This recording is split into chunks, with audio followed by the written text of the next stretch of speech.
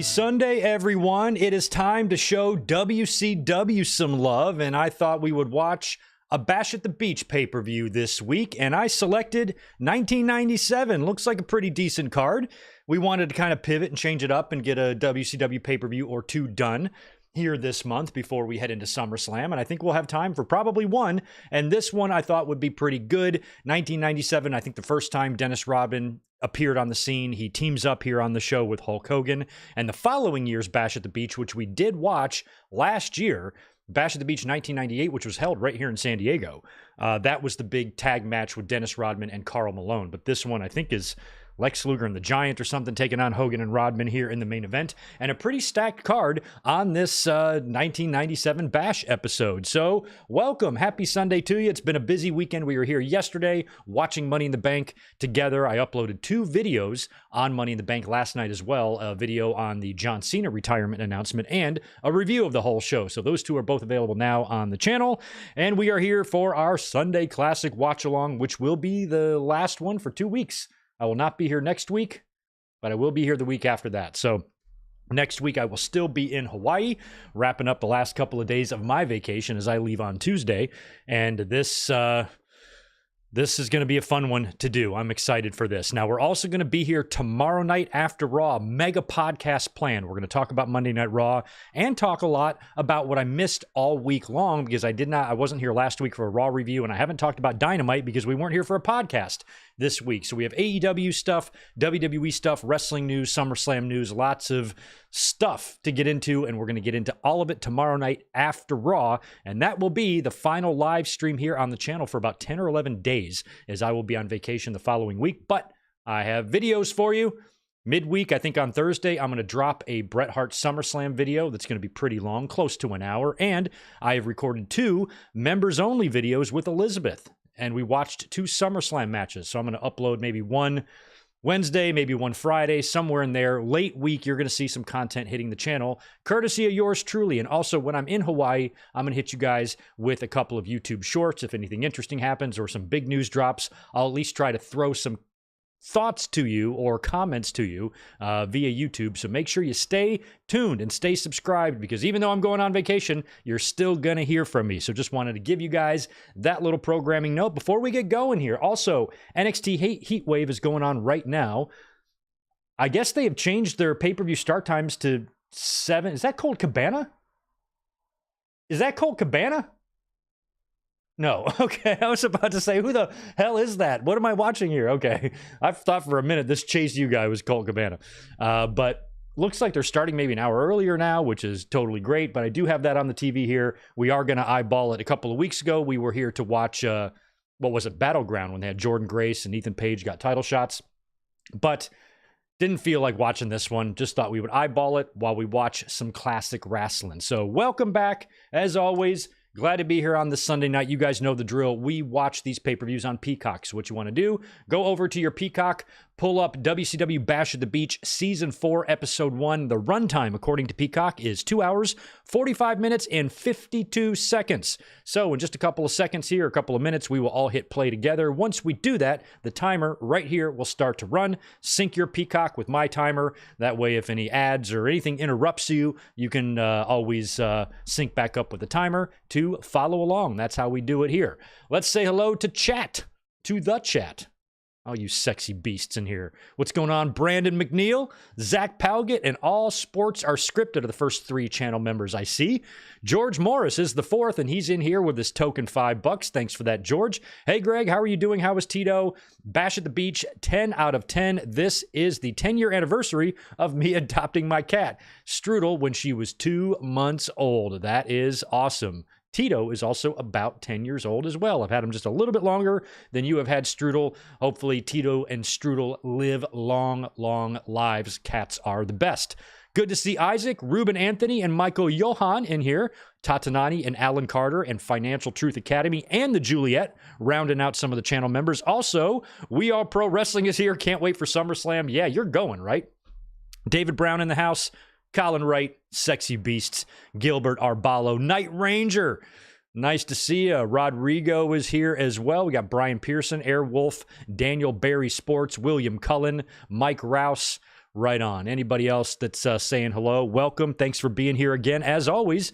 And it feels good to be back for another one of these classic watch-alongs. This one should be fun. I know very little about this show. I don't remember much about it. I glanced at the Wikipedia card earlier this week, or the Wikipedia page to look at the card earlier this week when I settled on the show, but I've almost forgotten everything that I read. All I know is when I read it, I thought it was good enough to do a watch-along tonight. So let's see if I'm right. I'm pretty sure also one of the matches on here might be Benoit and Sullivan. That was another match that kind of stuck out that might be interesting to watch. No, it's definitely not Ridge Holland. He had like a headband on. You know how Colt Cabana wears the headbands? He's one of the Chase U guys, not the guy in the sweater, but the other dude in the... I don't even know. I have no idea his name. Biff Webster. Let's call him that. Shout out to George Carlin. Yo, Angie Law. Good to see you. Glad you're here as well. Ramon Coffey's in the house. Right on, guys. Yeah, we are pro wrestling. Good point, because based on what we saw in the finish of Money in the Bank last night, Duke Hudson, thank you for that.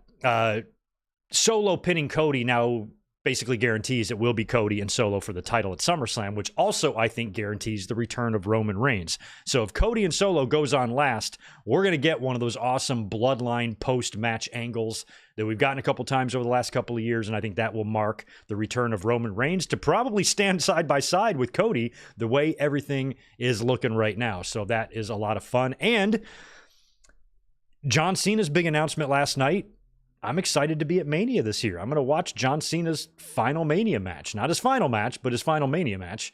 And that'll be kind of special as well. So, yeah, you're going to be in a building for that We All Pro Wrestling, and I'm jealous. That's going to be pretty fun.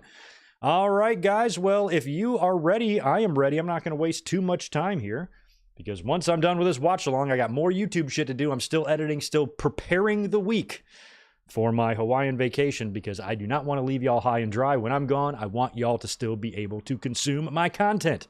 So I'm a hard-working boy over here. But right now, we're going to watch Bash at the Beach in 1997. Okay, we're going to do a countdown from 3, 3, 2, 1, play. That's how we do it. So get your fingers on the play buttons. If you are ready, I have 2 fingers to get ready. All right, here we go. Let's rock. 3, 2, 1, play. Okay, I have done it. Oh, we're probably going to get one of these terrible WCW video packages, right?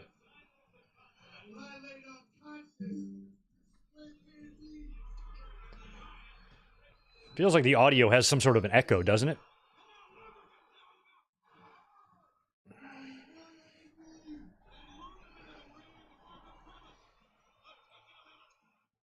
Ruben, yeah, you haven't been able to join a classic in a while. Glad you're here, man, for some bashy beachy.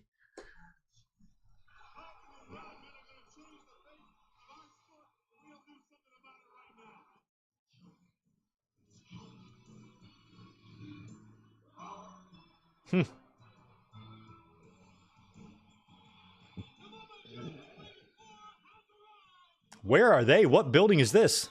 Is this... Oh, Daytona Beach.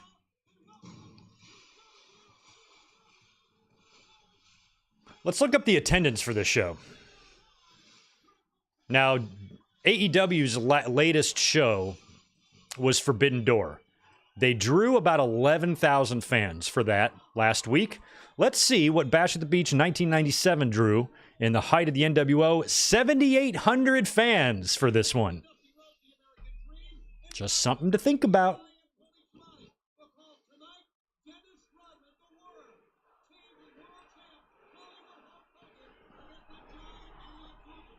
Look at these guys in their beachy gear. They got their little lays on.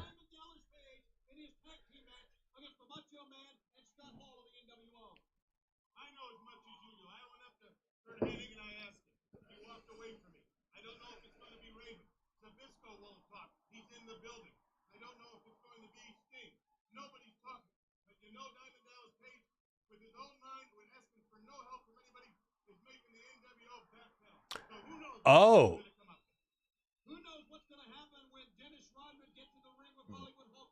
So DDP has a mystery partner. I think this is where... I think it's Kurt Hennig. But Bobby just mentioned Kurt Hennig. So was he already on television?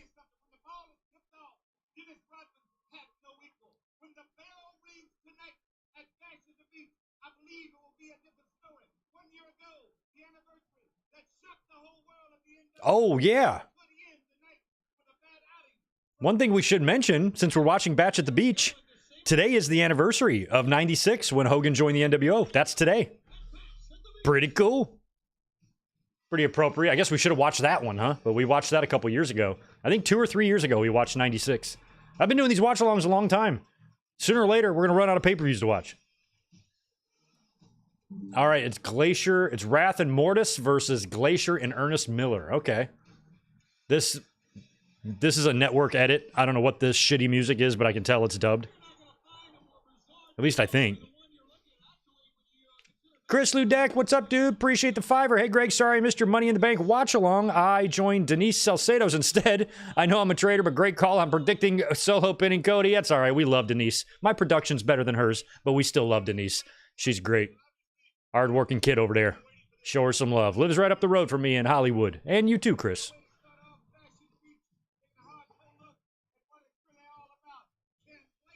I don't like this song, whatever they're playing here.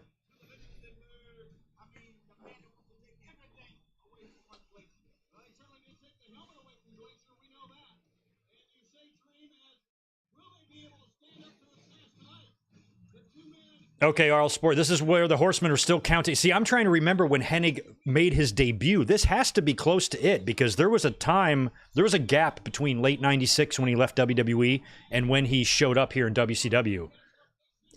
And I thought, the way my memory was, I actually think I ordered this show. Because I remember watching when Hennig came out as like a mystery partner for DDP, or mystery partner for DDP. He came out like with his singlet already down. I think I ordered this on pay-per-view. I actually think I did. Probably because I was curious about that. So I think maybe he had already come in, and Raven had already kind of come in, because they mentioned Hennig and Raven. So they must have already kind of debuted or been, it was understood that they were coming in. I don't remember the timeline. We Are Pro Wrestling will probably tell. Oh, look, he already did. Kurt debuted on 6:30 Nitro along with Raven. Okay, they debuted on the same night. Okay, so tonight is definitely Kurt Hennig then. So that means he had just debuted. I don't know what the date of... Let's check out the date of this show. The date was July 13th. Okay, so Hennig had debuted 2 weeks earlier. All right. Okay. I love when y'all educate me. I need it. I'd be lost without y'all. Yes, Wrath was Adam Bomb. Yep. And, was he Wrath in No, he was Brian Clark. What was he in Chronic? Guess he was Brian Clark, right?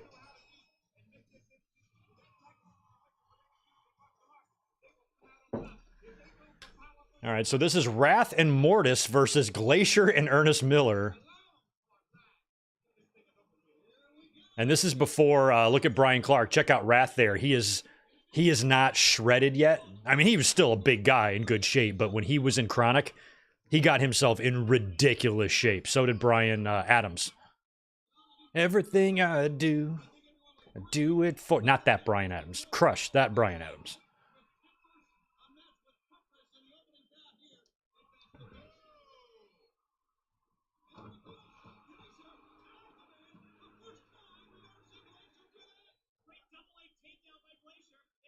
If the summer of '69, if a song like that was made today, it would be about... It would be about the summer of 2008. Let that sink in. Oh.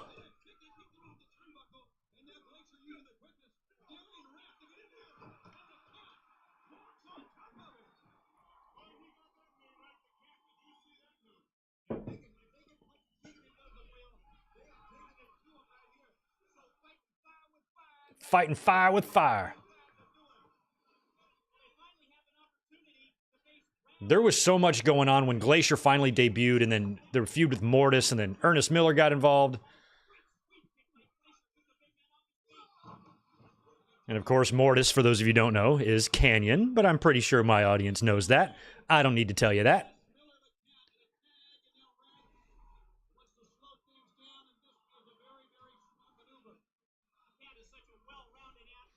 WWE fan, what's up? Appreciate you being here. Thank you so much for that $9.99. I wish the WWE Network was still a thing. I'd use it to buy myself a month. Greg, hope you're doing well. Filmed my best friend's wedding. It was a great time, but very tiring and have a hangover. I bet you do. Hope you're doing one of these happy you're doing one of these watch-alongs, but what is Greg's hangover cure? You know what? It's been a while. I get a slight hangover a couple of weeks ago when I had some friends in town, but I'm past the age where I'm going to get, like, obliterated drunk. Even if I'm at a wedding, I'm probably going to take it easy. But I don't really have a good hangover cure. Just drink some water and try to put some food in your stomach and take a day to recover. That's pretty much all I can do, but I don't really love hangovers. But I've never been crazy drunk enough to where I've had to try some method to try to kill it. So just rest and food and water. And 3 ibuprofens every couple of hours. That's probably what I would be doing if I was in your shoes. But that's cool. That weddings are a blast. I've been the best man twice. I've officiated a wedding. I've been a groomsman like 3 times. I've been in a bunch of wedding parties. Weddings are fun.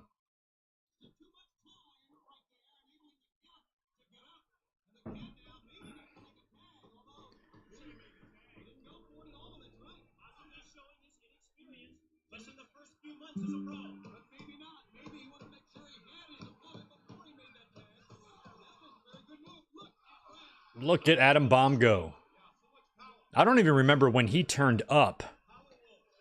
I'd say Adam Bomb was probably gone from WWE by 95. We Are Pro Wrestling, how's my math on that? Maybe like late 95 was the end for Adam Bomb? Somewhere around there? He was definitely in the company in 95.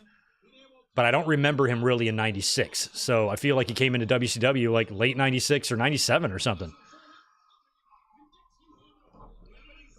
And he was somebody that was a well-known opposer of the Clique. He did not like those guys, and here he was working with them again.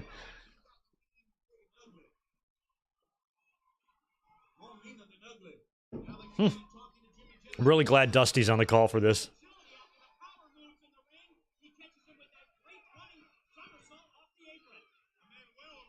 Hogan got married. Hasn't Hogan been married? He got married to a newspaper, right? Sky Daily? I thought that was a few months ago. You get married again?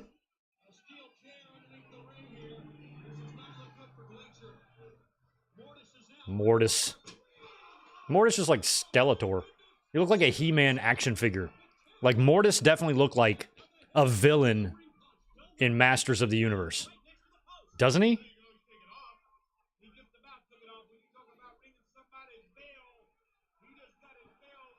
Having a Hordak character would be pretty good.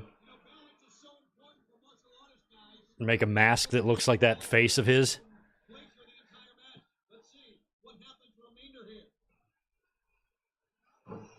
Okay, so he was gone. Okay, so left WCW. So I'm right about that. He debuted at WCW Uncensored 97. What the hell did he do for all of 1996? He worked Japan or something?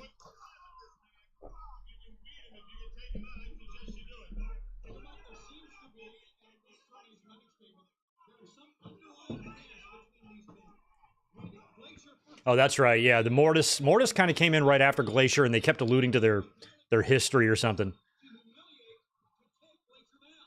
But WCW, you know, it's funny how everybody criticizes WWE for rewriting history and stuff. Eric Bischoff rewrites WCW's history all the time. And one thing he used to always say about creating Nitro and putting it live against WWE, he was always like, you know, WWE storylines were cartoony. Ours were more realistic. The fuck they were. Look at this crap. And plus you had Dungeon of Doom. The water. It's not hot. You had Mortis and Glacier and all these stupid-ass gimmicks. Don't be frontin'.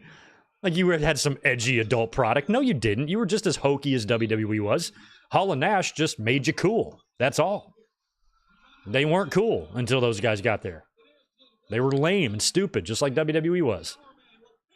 Bischoff acts like it was all him. I want to have more realistic stories. Mortis and Glacier is realistic?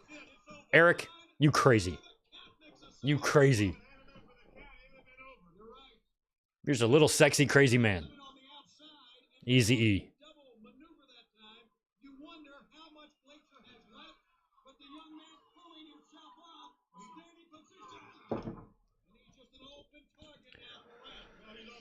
All sports are scripted. That's likely situation that not too many of us are familiar with. So I don't know what there's a right answer. It depends on your situation, depends on what kind of person you are, depends on how your relationship was, how you're coping, with the loss, which is still pretty fresh from what we understand.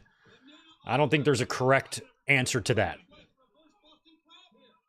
Look at this reverse crab, is pretty interesting. Oh, I know that'll kill you. All I can tell you, all sports, or the only advice I can give is do it when you are ready. I wouldn't worry what our opinions are. But when you are comfortable and your grief is processed, then if it was me, that's when I would. But you got to live your life at the same time,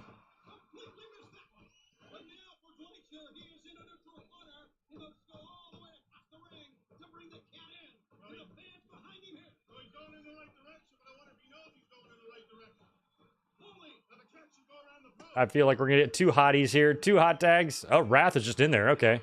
F you, Ernest Miller. I was never an Ernest Miller fan. Nothing against him at all. I just never was really a fan of his. I remember one day just turning on WWE and seeing him in the ring on like SmackDown. I'm like, what the hell did they bring him in for? Oh my God. He does have some good karate moves though.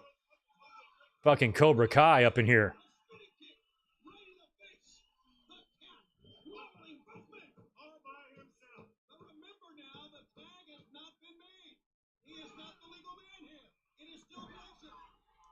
Hey, shout out to Tie-Dye Guy, who's in the third row there, hard cam.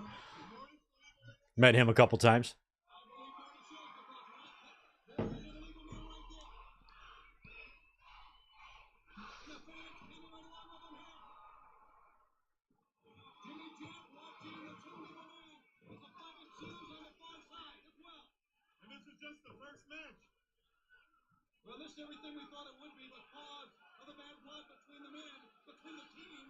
Oh, wow. Nice DDT. I feel like this is a Nitro match, but it's surprisingly not terrible. That's what he got to do, get the pin right here. Leg on the ropes. What is James Mitchell doing? Or what's his name? Vandenberg? What do they call him? His foot's on the rope, you idiot referee.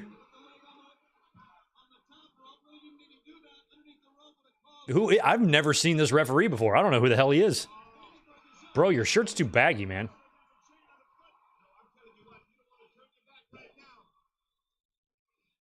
Oh, James Mitchell just ate that.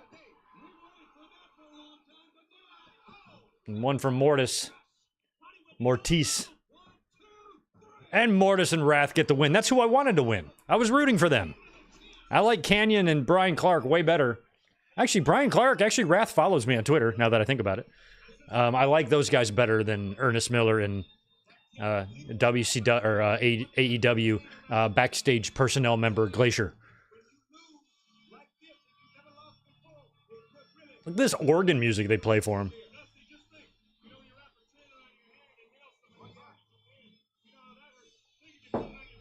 So wait a minute, are they not... Was their intro different music than what they're playing here?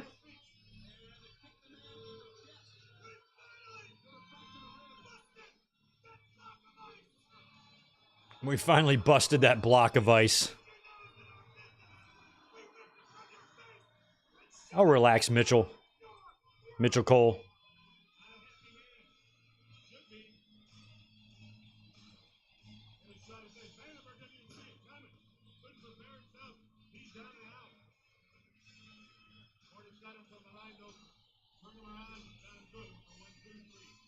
Yeah, he was kind of like a Mortal Kombat character, right? I guess that's what they were trying to play into.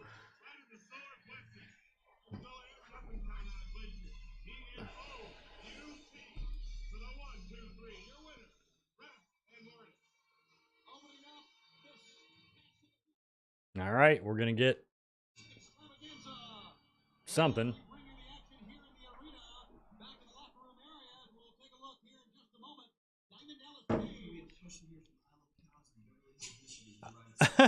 I love cows. What's his name? His name's I Love Cows. I love cows. I Love Cows wants to know. It's my dad, EDP, Diamond Dallas Dad. That's my boy. Diamond Dallas Dad. Would you like him to tell you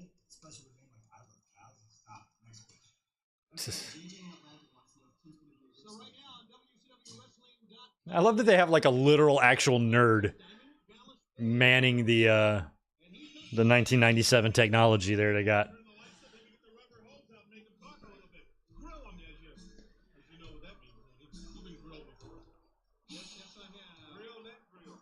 All right, Ultimo Dragon.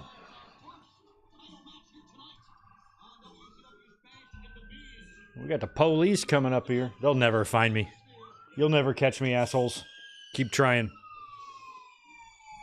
I'm elusive.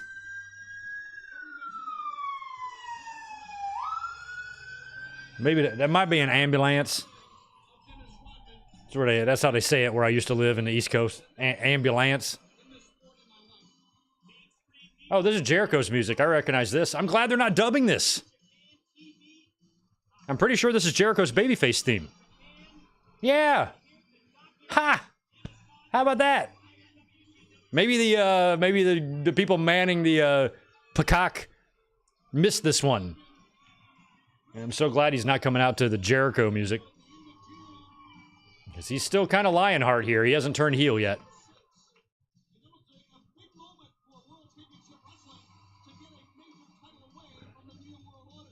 I was a big fan of Jericho in these days.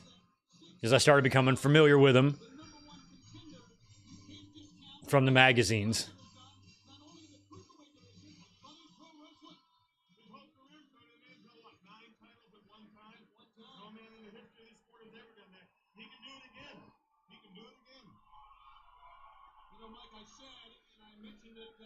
This should be good. Ultimo Dragon, Chris Jericho, Cruiserweight title.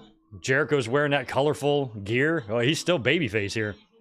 I think it's later this year. I think it's in 97. Probably later in the year when he'll start doing the temper tantrum stuff.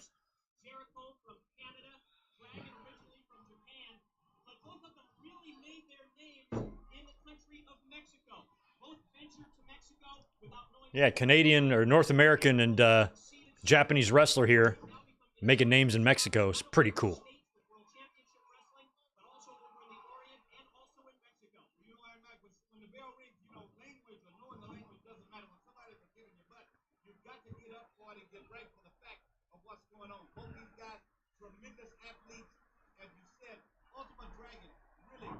Scott Steiner's my neighbor. I'd be nervous if Scott Steiner was my neighbor.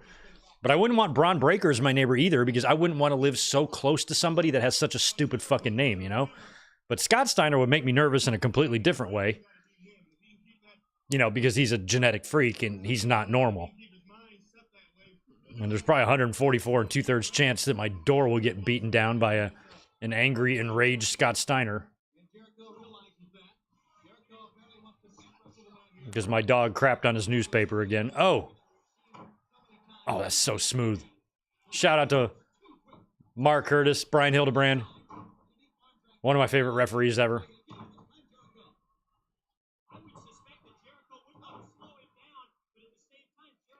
Referee Brian Hildebrand here. He's always my reference to, you know, there's that pocket of assholes that love to, like, criticize Aubrey Edwards. They just can't hide their hatred. And so they just, she's takes away from the action and she's too animated. She does too much shit. And I'm like, Brian Hildebrand is one of the most beloved referees that have ever lived. He tragically passed away from cancer.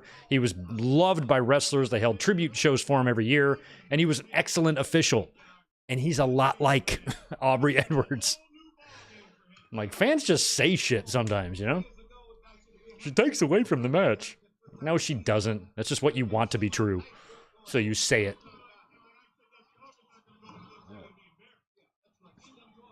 Oh, look at those kicks. My God, rapid.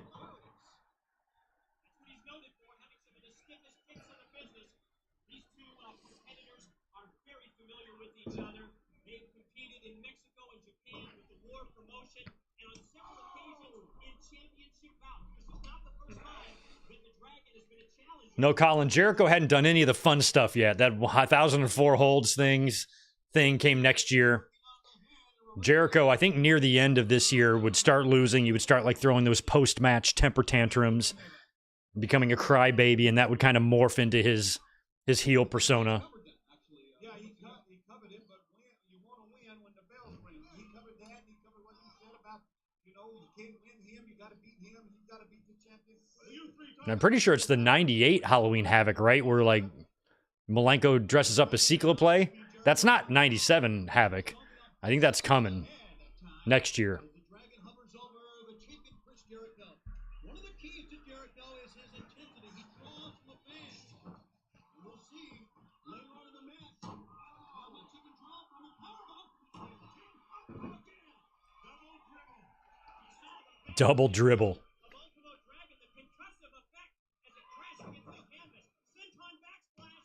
1 and 2 and get it 2. It's only for Chris Jericho as the Dragon now tries to roll out of the way, but Jericho holds on.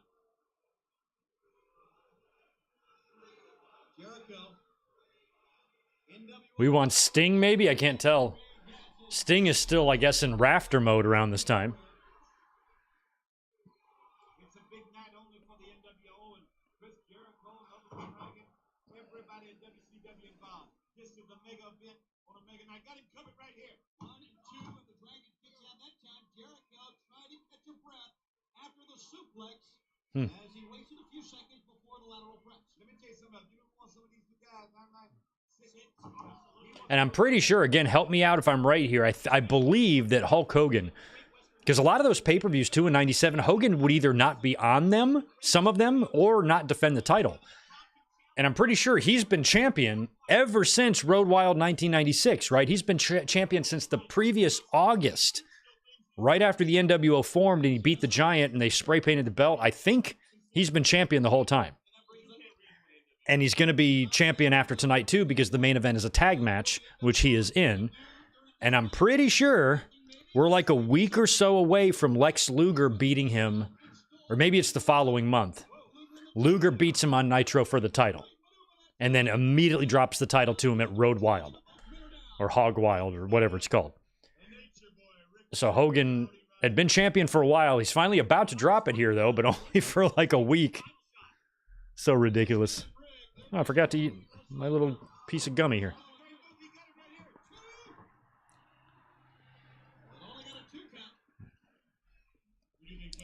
All right, this match on Heatwave, I'm barely watching it. It's, I forget her name. The one that shakes her butt. And Roxanne. amazingly enough, the Dragon got out of that, but we know how strong his legs are. Double underhook leading to the powerbomb called a Tiger Driver in Japan, and he gets just a 2 count. Is that like a Phillips? No, that's no. That's good. I'm like back to the corner again. Jericho, yes. You want to try to put him up for a superplex here? Yeah, I want to see the Tiger Driver again. You may see it. I tell you from right here at this position. Oh, thank you. Okay. Malenko is... Okay, I thought Halloween Havoc was a little bit too far late in the year. So Malenko dressing up as Cycloplay, or Cycloplay, was Slamboree 98. Gotcha.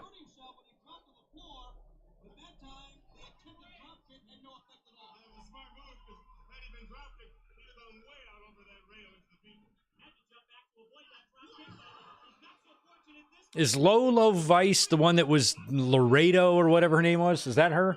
Isn't there somebody with like an MMA background? Is that who that is?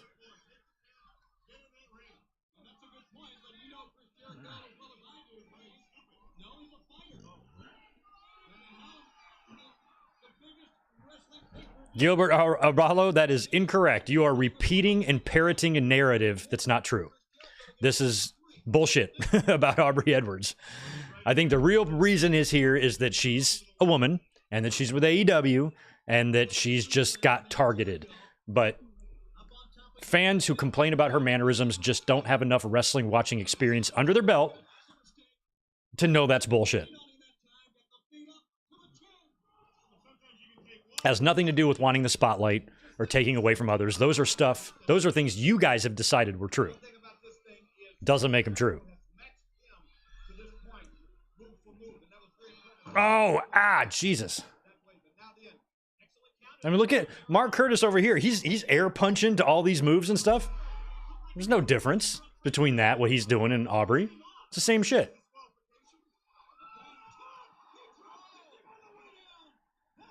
I've never once watched Aubrey Edwards ref a match ever and felt like she was taking away from the match. Ever.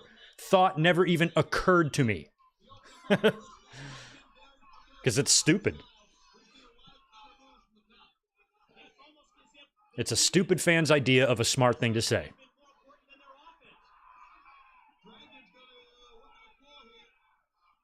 Oh my god, nice snap. Souffle. Yeah, Zach, I'm with you. I kind of tune out the refs. I can watch an entire match, and then immediately when it's over, say, hey, who was the ref? I'm like, shit, I don't even know. Wasn't even paying attention. And that includes Aubrey and Mark Curtis and anybody else. Aubrey has never distracted me from a match ever. And I think the people who have been distracted by her are looking to be distracted. That's what they want to happen. So they're just facilitating it. Manifesting it. Here comes Ultimo. I worry about this. He's had a few. Whoa! Now we're going to get a springboard.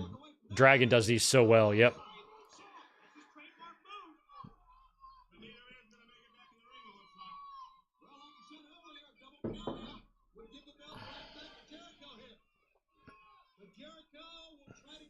Okay, I knew that. Yeah, Valerie Laredo, whatever, is... I remember when they signed her. But then, of course, they had to give her the NXT name. Lola Vice. God damn. Who decides these? Who decided Lyra Valkyria? Who's the one that did it? Give me his name.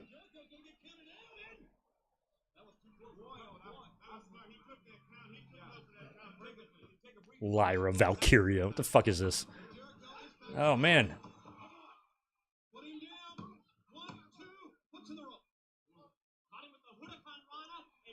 Did anybody did we have a story on what went down last night with that 3 count miscue or botch in Priest and Seth? Priest did not kick out. And he looked pretty upset after the match. I don't know if a story's been run on that yet. Oh, I was like, how did Jericho not get pinned there? He's got the ropes. Yeah, there you go, Zach. We noticed the referee yesterday. That's for sure.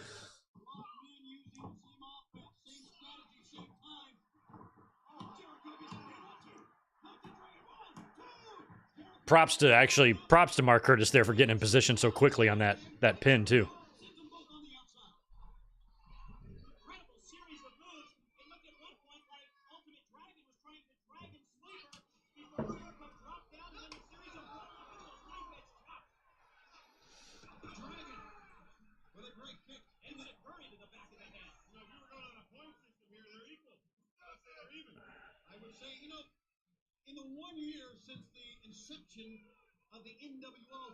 Jericho made $721 for this match. Kind of sucks. I'd want at least like $2,000.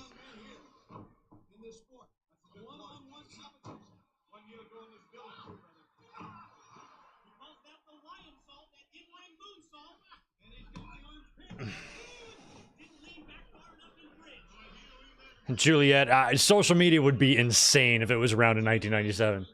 There would be some just vile things on there.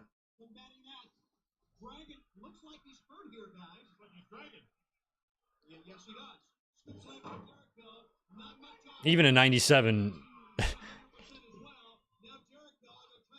political correctness wasn't that important to people.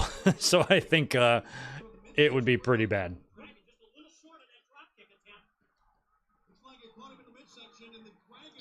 Everything would be a gay slur. Every single thing that upset any fan would be met with some sort of slur, some F word.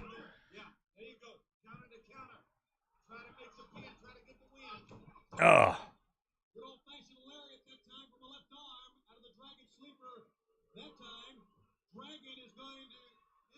Ultimo. Wow, yeah, Ultimo Dragon did not look like he knew which corner to go to, but...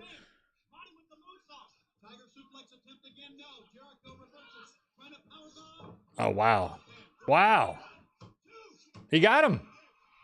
Jericho got him. Nice. That's 3. Sorry there, buddy.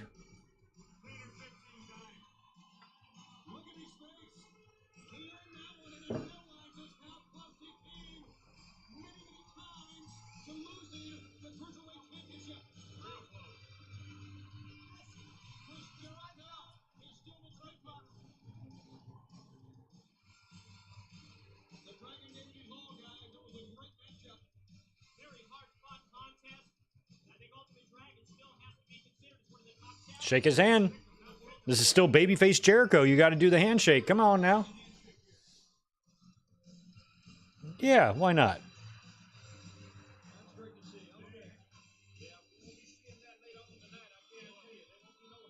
There won't be no hands stuck out. I love Dusty.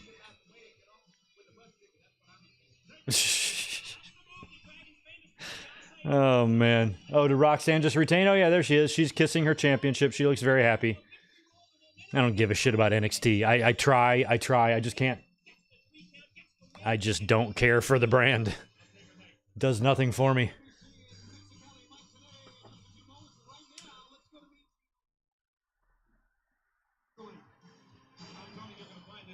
The Gene, he's got two of them on.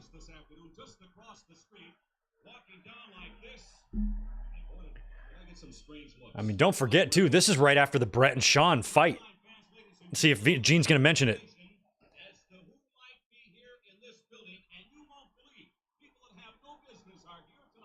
Huh. Could they be the individual that's going to be teaming up with Diamond Dallas Page? Is his mystery partner in the house? Will give us a call on the hotline. We've got all the backstage and in dressing room scoops exclusively at 1-900-909. $1.59 a minute. Now's the time to pick up the hotline. 1-900-909-9900. By the way, results coming up shortly after 10 p.m. Eastern time tonight on the WCW hotline. Okay. So speaking of speculation, as I had entertained earlier on, there are a number of people that I have either seen backstage. Hi, folks. Gene's coming all the way out here. What are you going to do? You got an interview? The beach hasn't changed in a year. Some of the greatest people in the world, but why not? It's the greatest pay-per-view. And they're in Daytona, which is where the final Nitro was, right? Oh yeah, here we go. Stevie Richards and Raven. This man, Raven, has been seen recently on 2 or 3 WCW telecasts. Ugh, I'm not going anywhere. 1 second. As far as I know, officially with World Championship Wrestling. Hi, pal. But Raven, you're here. There's speculation about Diamond Dallas Page's partner, and I'm certain you could probably shed a little light on it. Don't Mike Tenay me, pal. Don't Mike Tenay me. Trust and hate and love and faith, and I don't understand. Social grace, the human race, confuse me. These words I speak bring forth a world of emotions. Gene. Emotions of dreams lost, dreams found, and dreams I'll never see. So it is written, so it shall come to pass.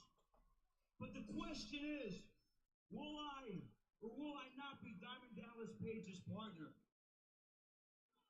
But isn't that the same question that I've been asked time and time again since my childhood? Isn't the question really, have I any dreams I'd like to... It's crazy how they brought in Stevie with him, you know, just to be a lackey. Nevermore. Wait a minute, I asked you a straight question and you come up with this Edgar Allan Poe gibberish. Raven, I want... Gibberish. What are you doing here? How you doing, Gene? Big Stevie Cool. Hey, what about this relationship between the two of you? Maybe you could shed a little light. Stevie Richards. You know what, Gino? You have this big question to ask my man Raven about being Diamond Dallas Page's mystery. His cutoff shirt and his short shorts are just crazy. Hey, wait a minute. He just cuffed him. I can't believe that. He just cuffed him. What kind of a shallow relationship is that? What kind of shallow relationship is that? Raven's pushing around Stevie Richards. Some announcement tomorrow night. Raven did not like Stevie spilling the beans on that.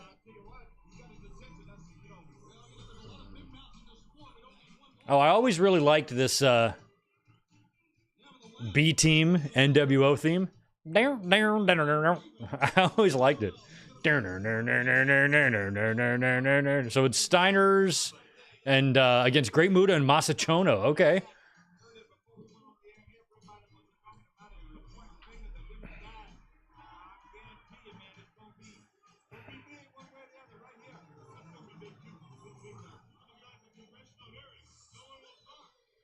Chono was awesome.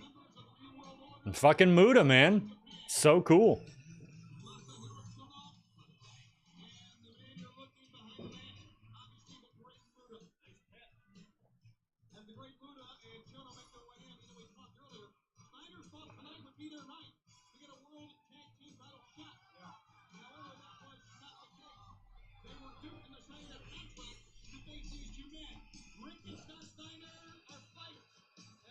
Steiners are still together. The turn is 98, right, with Scott? The turn's 98? Yeah, it might be 97.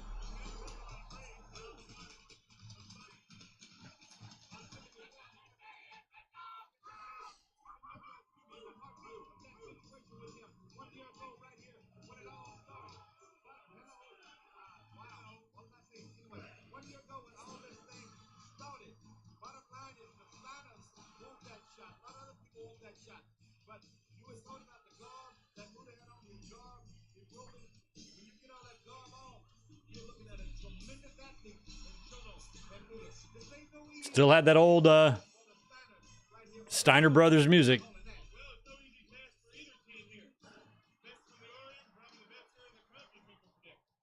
let me say this, that these four men know each other quite well, these two tag teams. Shono and Muda know the Steiners very well. This is not the first meeting. WWE is really plugging that Fanatics Fest thing in New York City. Oh, they're both to the top. Look out. Wow. Double Bulldog or something? Nope. Double clothesline.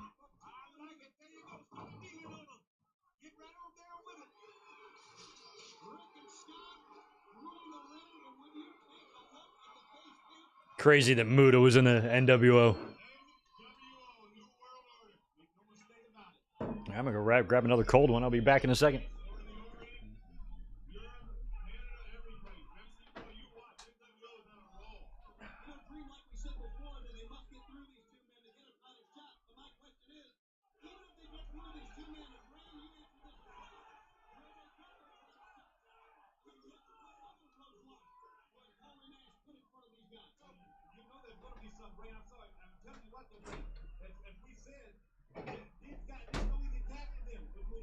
Jesus, it is so hot in this room. I had to stand up, air out a little bit, and get a freshie.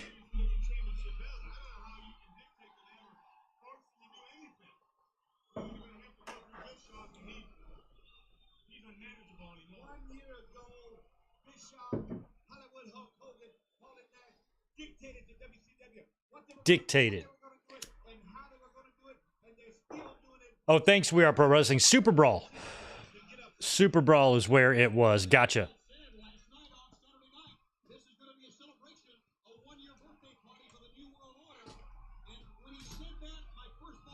That is crazy that the NWO is only a year old at this point. Pretty wild.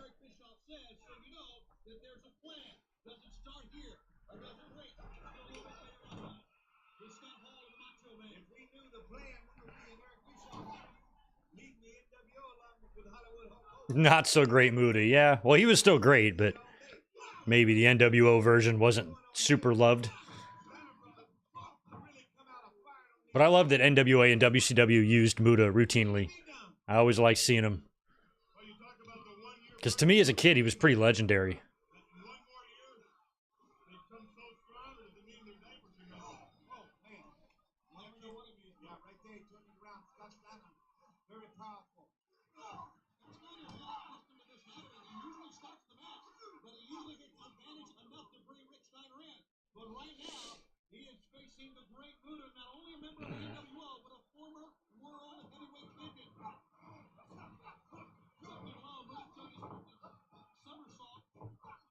WCW is just smaller ring in the cable ropes. I always felt like it made it difficult to run the ropes. You didn't have a whole lot of room to move to work with.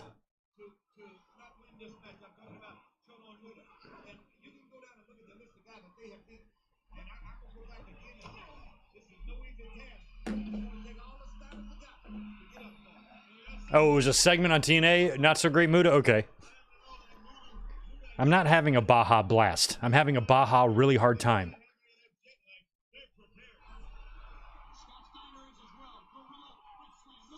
Oh.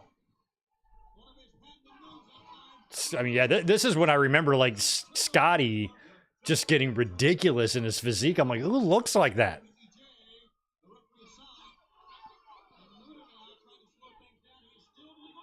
Like, I wouldn't want muscles so big that I walk and my arms stuck out, and I'm just like a big robot.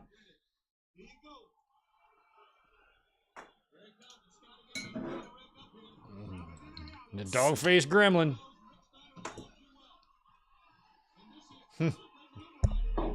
True story. When I was young, and like the first time I saw the Steiners in the late 80s, early 90s, I remember thinking that Robbie or Rick Steiner had like brain damage, and that's why he wore the head protector. Because every time I saw him, he was just barking in the air. He was just making like crazy noises, and his promos were really wild. And I thought he was like in an accident when he was younger, and it kind of made him a little crazy. I like legitimately had that thought. Nope, he's just really good at playing a crazy person. They just did the bio on him. He's always seemed like a really good guy. That's why I was really disappointing WrestleMania last year at WrestleCon. He had made some pretty inappropriate comments to a wrestler that kind of got him thrown out. Oh, wow. What a... Chono just blasted him. Mafia kick?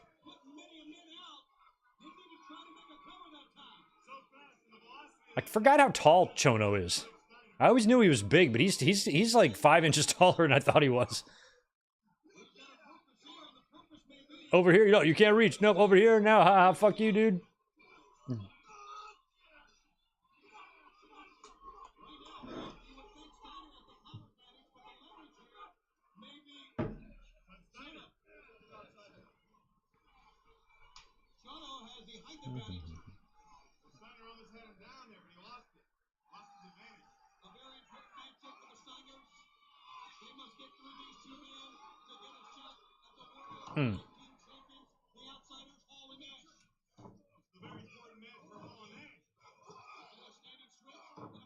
Jesus.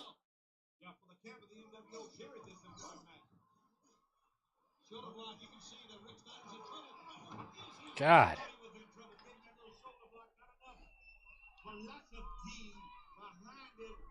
No, I did not see Sol Ruka's springboard 450 clothesline. I want to see it. I'm sure it's on social media. I'll find it. Looks like it's main event time here now on Heat Wave. We're having a heat wave, a tropical heat wave.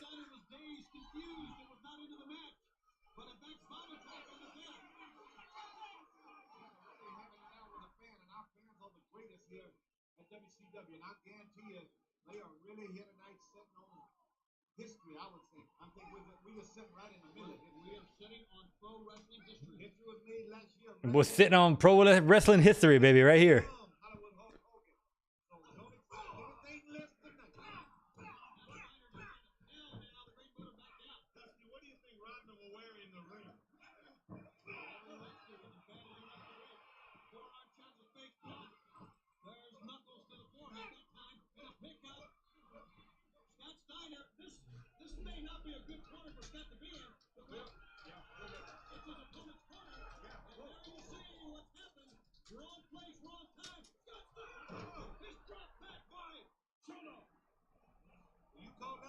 Oh, thanks. Somebody here. Here she goes. Pretty good. That's my girl. There's one woman in NXT that really sticks out to me. It's her more than anybody else.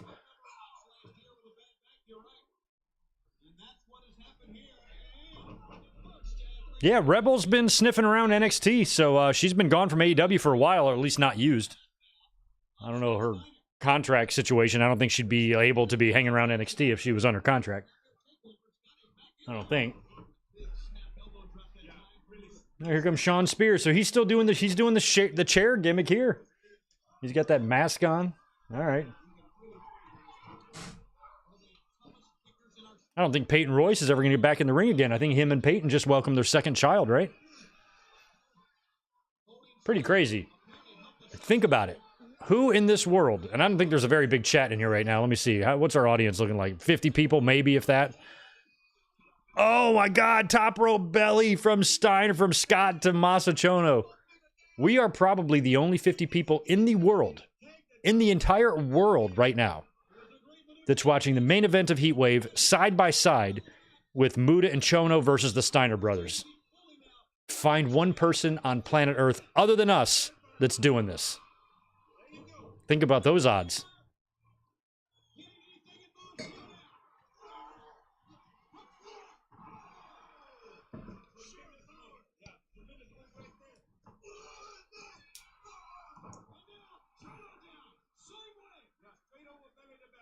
Straight over belly to belly. That's how you do it. Steiner loves this bulldog. Yep, there he goes. Steiner Bulldog from the top. Cover 1, 2, and a save by Masachono. If he had to save him, he wouldn't have kicked out. Remember now, as Scott Steiner stands up, Muda and Rick Steiner are your legal men. So this is like some four-way. It's Trick Williams against Ethan and Spears and another guy too, or just triple threat? Don't know, don't care.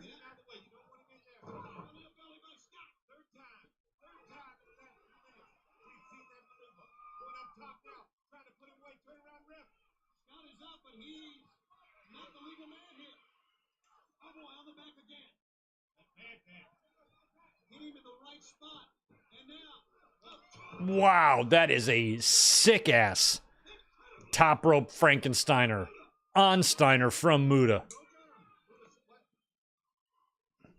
Braun Breaker's running Frankensteiner's pretty badass too.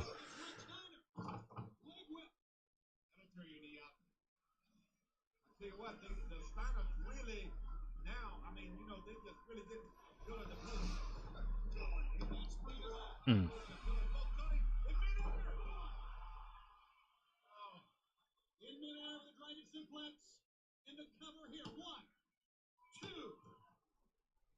All right, here comes Trick. Who's the other guy in the ring? I thought I saw 3 guys in there. Now here comes Trick.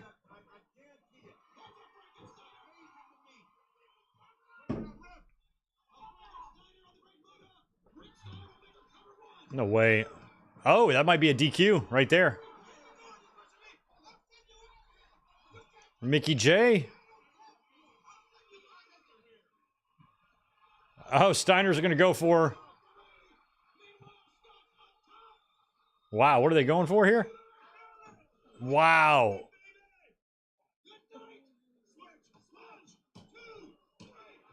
And now Chono doesn't do anything? I love that.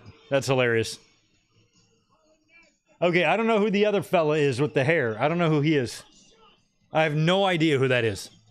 I know it's Trick, I know it's Page, and I know it's Spears. I have no idea who that other kid is.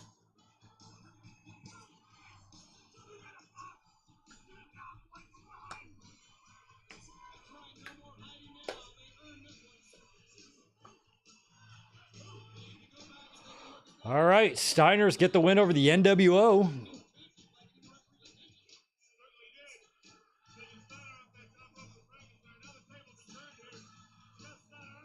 Jeez. Scott came down pretty awful, too.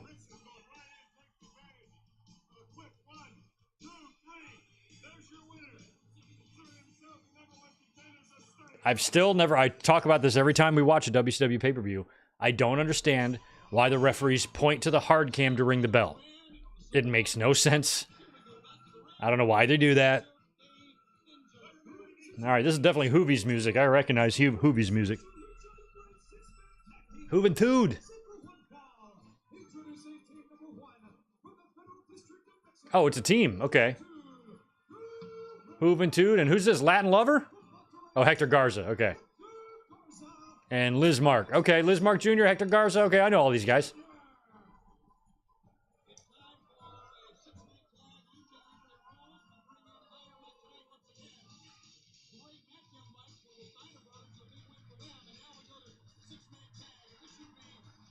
Yeah, who are their opponents here? Oh, Villanos? Okay. Villano 4? Psychosis? Villano 4, La Parca, and Psychosis. Taken on Liz Mark. And now I forgot already. Villano. Or no, Villano's with these guys. Look at these little brats. Oh, that's right. Hector Garza and Hoovy and Lizmark against Psychosis and Lava and La Parca.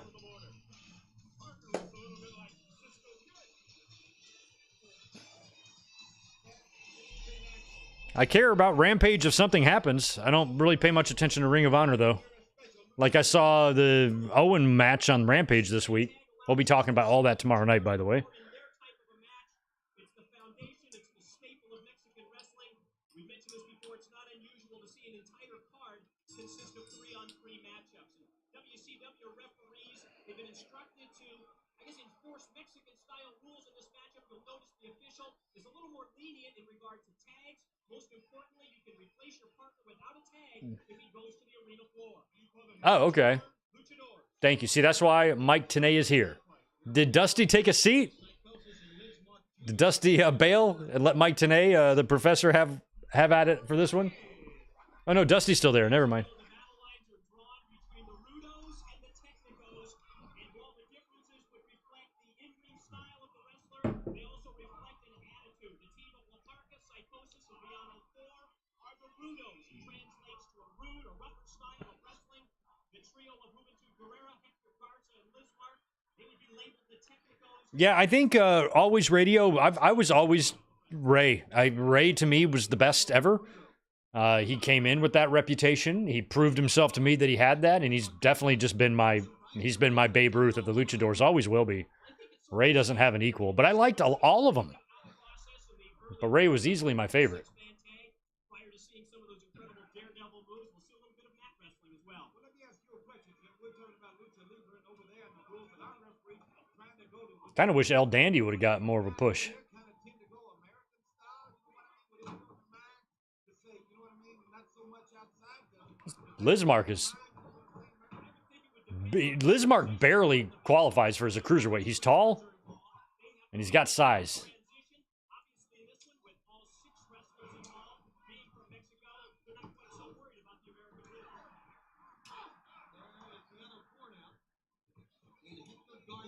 I mean, I don't recall much on TV, like on Nitros and stuff, how they were booking these matches or how they were set up on TV, or if they were trying to build them, or if they were just announcing them for the show. Like, here's what you're going to see.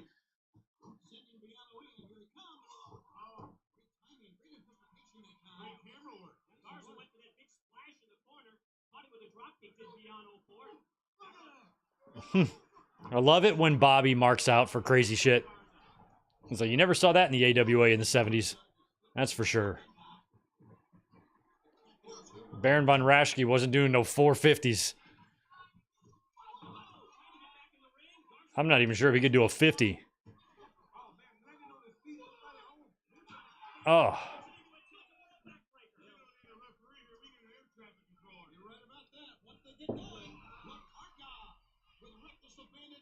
No, Colin, I've never been to a Lucha Libre show in San Diego, but I should try to go. There's a couple independent outfits here in town. I've never checked any of them out, though.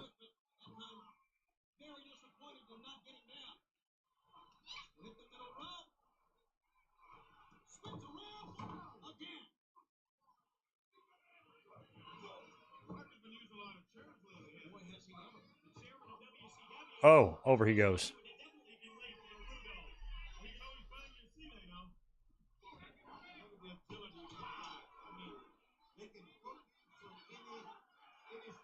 Look at Sonny with the karates. Fucking Sonny Ono.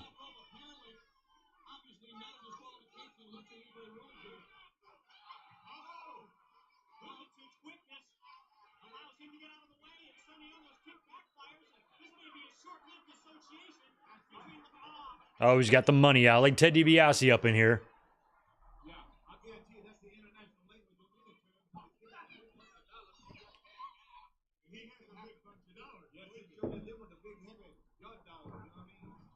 Oh.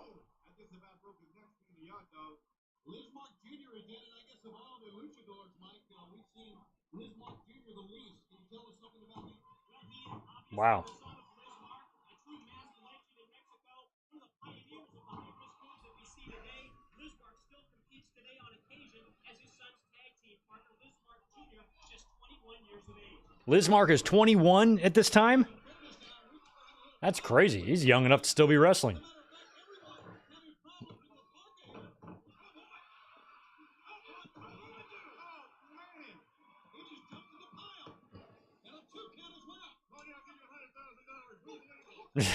Tony, I'll give you $100,000. Who's legal? $100,000. Oh, look at Mark Curtis. See how he ducks down and did that? Fuck out of here with your Aubrey Edwards shit. Fucking rubes. Aubrey Edwards did that, be flipping out. She's taken away from the match. No, she's not. That's the style of wrestling. That's what they decide to do. Put it all on the line. Just like this. Oh. Off the top by Hootentoon, and he was caught by a Psychosis dropkick. I couldn't tell what happened, but Psychosis got Hoovy. Top contender, not only the Cruiserweight Championship, but the World Television Championship as well. And now managed by Sonny Ono. Psychosis up top, a stunned Juventud Guerrera up there with him as well. Oh, no. 1, 2. That was not good. How was he able to kick out? He was able to kick out because Psychosis pushed him off. He was discombobulated, baby. That's what happens sometimes. And sometimes you got to get recombobulated.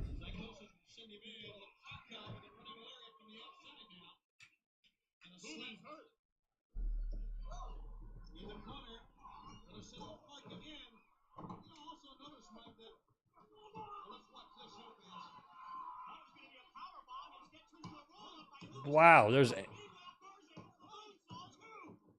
Hector Garza. They all triple moonsaults here. Tony, I'll give you $100,000. Who's legal?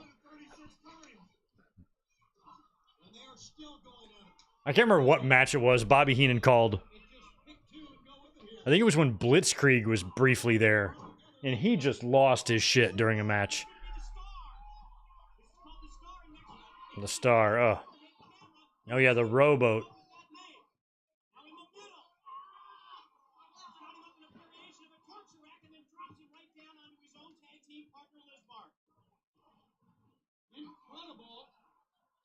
WWE had the mini version of him. Yeah, they had La Parquita. When WWE was doing the minis around that time. I'm like, they got one of these guys being a mini WCW guy, and they still got him out there.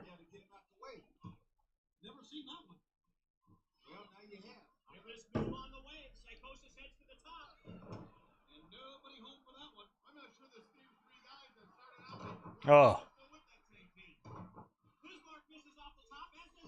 Everybody's missing their shit.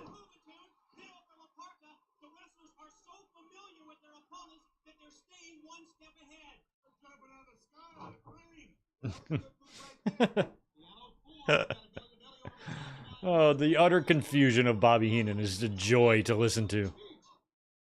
You got Bobby Heenan on the call for a 6-man luchador match where he's not familiar with any of these guys.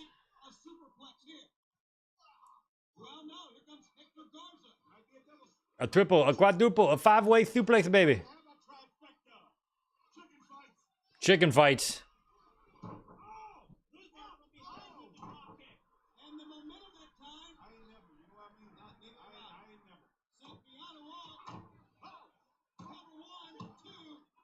Or playing chicken fights in the pool. Oh. I remember having like co-ed chicken fights in the pool when I was like 13 and having a girl on my shoulders that I really liked. And I'm like, oh, this is kind of nice. I can get used to this. I hope we don't lose. I want to keep you on my shoulders.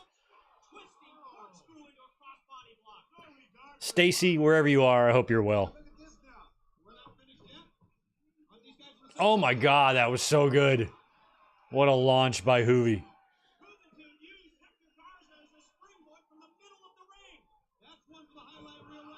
Oh.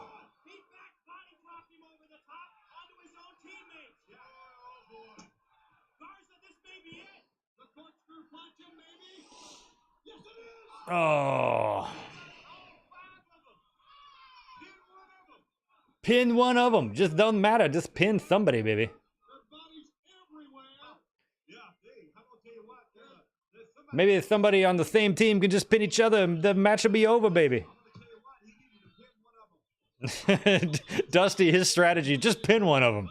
Here's another Viano. Oh, they're going to do the switcheroo.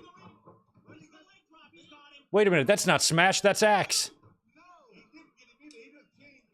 Wait, Smash is under the ring? Who's under the ring? Smash or Axe?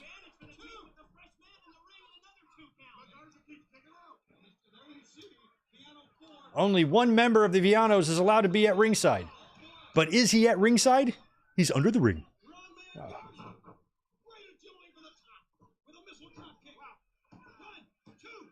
Yeah. Hector Garza got him. I almost called him Angel Garza. Hector Garza. That was a mouthful of match right there. That's what that was, Dusty Rhodes.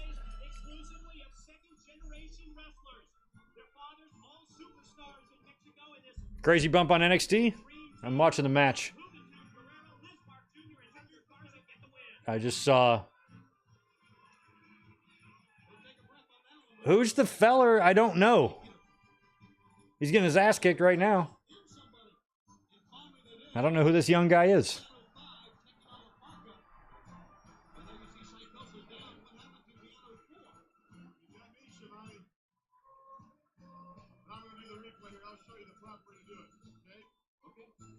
Yeah, Rodrigo. I live very, very close to Mexico. I ain't gonna lie though, I'm a little terrified to go down there. Had a lot of friends with some really scary experiences, so I'm probably gonna steer clear, but I'd like to go.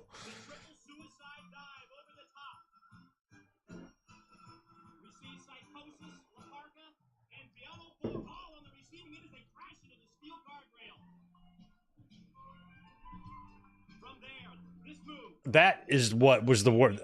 Hoovie's very lucky. If he would have rotated another inch or two, been right on top of his head.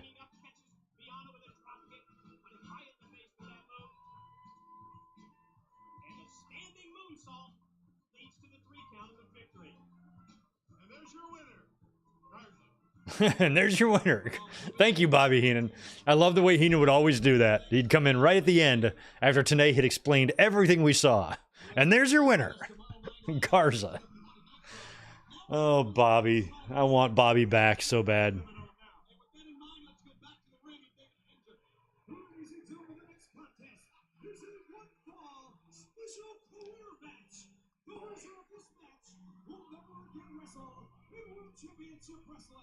Okay, this is it. It's Kevin Sullivan and Miss Jackie, Miss Texas, taking on Benoit. Hey, Sable. Look at Sullivan just dragging around Jackie. She does not like this, apparently. Oh, yeah, Chris, appreciate the $5, man. I agree, Greg, on El Dandy. He's a jam-up guy. Who are we to doubt El Dandy? Why you gotta waste my flavor? It's not my fault. I'm not the one who's allergic to dancing. That's you. I loved this Four Horsemen theme. It's one of the best WCW themes ever. I loved it. So good. So good. If I had a faction, I'd want to come out to that.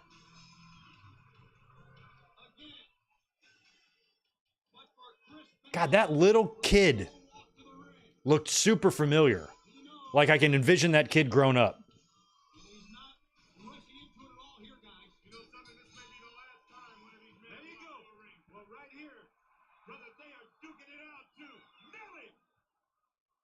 This fight is what you said, Dream, and here we go. Well, the loser will leave WCW here. I'm only saying Nelly when Kevin Sullivan was going because I have been in there with him. And I'm assuming that the affair had happened by this point. Is this the match where they fight in the bathroom and shit?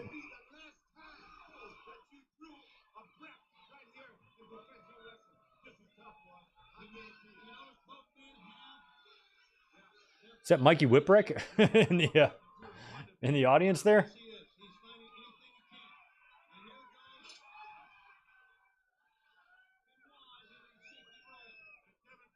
Oh, he's just opening it up. Okay, come on in, fans. He's just opening up the railing. That way the fans can just come right on in.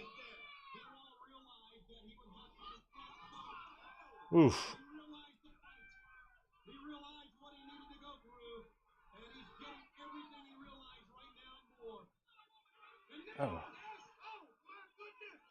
Damn, way you go, Benoit. Benoit. Oof. Damn. Benoit getting pummeled. The guardrail tore up the carpet that's laid down there in the entrance. What's Benoit gonna do to Jackie? Oh, just throw her right into... Well, there's worse situations to be in. I mean, think of all the bad things that can happen to you. Someone throwing a 1997 Jackie at your face, you could have worse problems.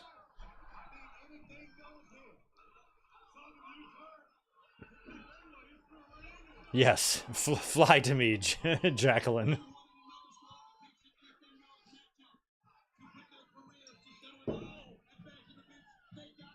There we go, right into the surfboards and little tiki hut. The surfboard house, that's where they store the surfboards in the house there. That's why it's called a surfboard house. With the bamboo.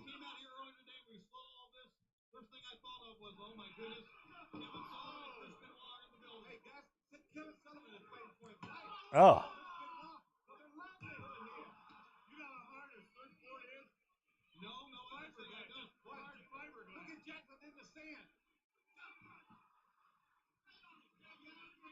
Picking him up right now, looking for something else to throw him into. It's going to be till someone cannot continue. It's got to be.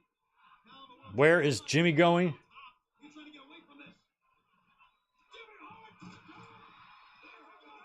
this. They tipped over the lifeguard stand. Jimmy goes down. Now when they in the bushes, baby. They're pounding, and Jimmy Hart tipped over. They got bushes out there. This is nothing like what the Beach Boys were doing.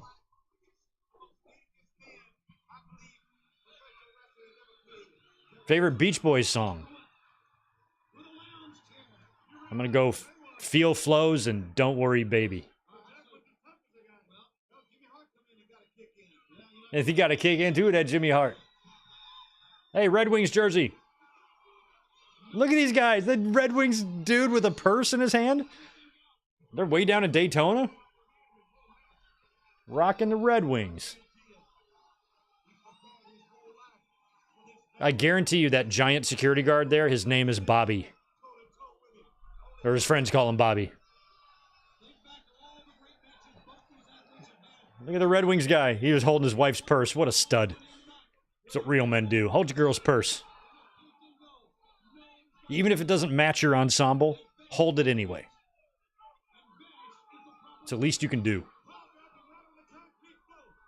Right on a concrete flow. This one's way more Dusty Speed in terms of... Oh, look at Jackie dropping elbows. Look at those. Jackie knew her shit, man. Oh, new champ? Ethan Page won the NXT title? No shit. I still don't know who this fucker is that looks like he's about to pin here. So did Trick not get pinned?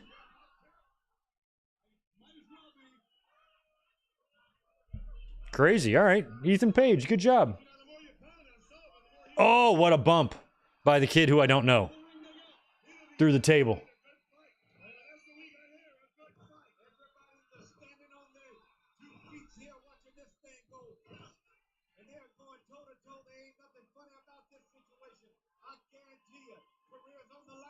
Oh, he's going to land on that guy and win that way? Oh, okay. Oh, that's a good, clever finish. Trick lost. Page won by not even pinning him.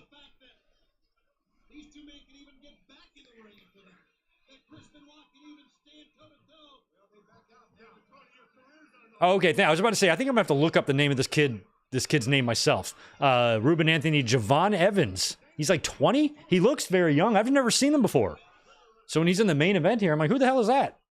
Well, good for him. Main eventing when he's 20. Fuck yeah. I'm proud of you, Javon Evans, even though I don't know you. Happy for you.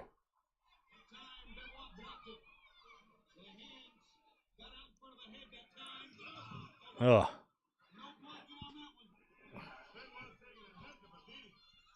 There must be another match here where they do the match in the bathroom. All sports are scripted. You're surprised I didn't do a Bash at the Beach 98 watch along? It was in San Diego. I did do a Bash at the Beach 98 watch along last year. 1 year ago, last July, we did it. And we talked about it being in San Diego. Right in front of Raven. That's a mystery, too. And plus, Stevie Richards has still got his half t-shirt on. I can see his belly button all out there, hanging out for your viewing pleasure. Yeah, Kevin Sullivan is really sick. He does have a GoFundMe available if you'd like to donate. Some people have put in some nice donations for him. We wish him the best. I never had any issue with Kevin Sullivan. I didn't.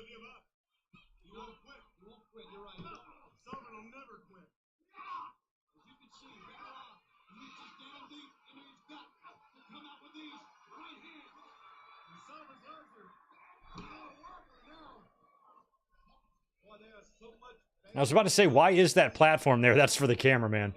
I'm like, is that Matilda's platform?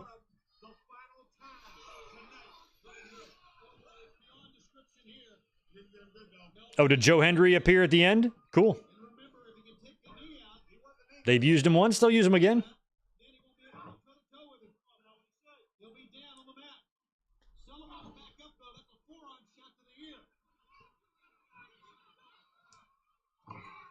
Nice, snappy.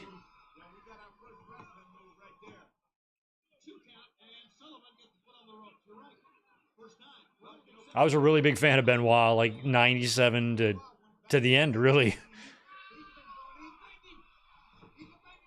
I remember, following where he was going to sign, because he showed up in WWE in 95. He wrestled a couple dark matches. I think he worked against Bob Holly, maybe somebody else, and he had Ted DiBiase as his manager.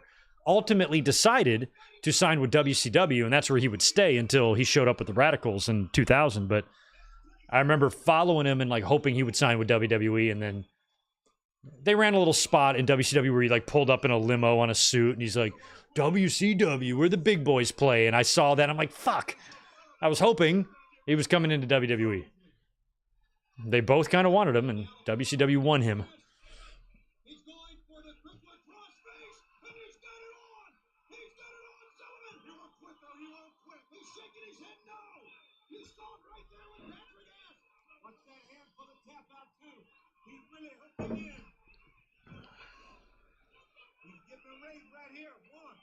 One. Two. Is he gonna Hulk up? No, Sullivan's not down and not dead yet.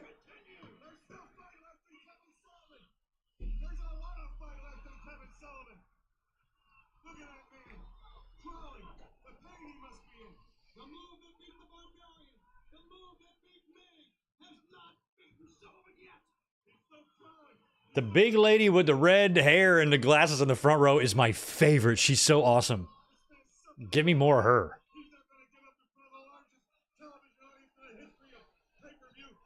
Hey, look at there. Juliet hooked up Mike Rouse with a membership. Mike Rouse, you're going to be able to watch 2 members-only videos that are hitting the channel this week. Lucky you. Up until a minute ago, you didn't have access to that. But you do now because of Juliet.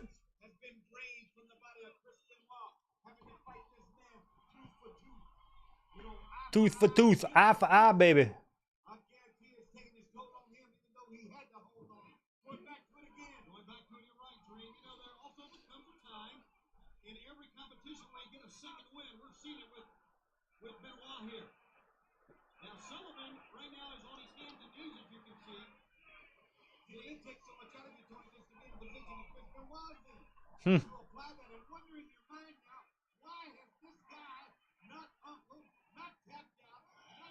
Ooh, he's just wrenching back on that crossface.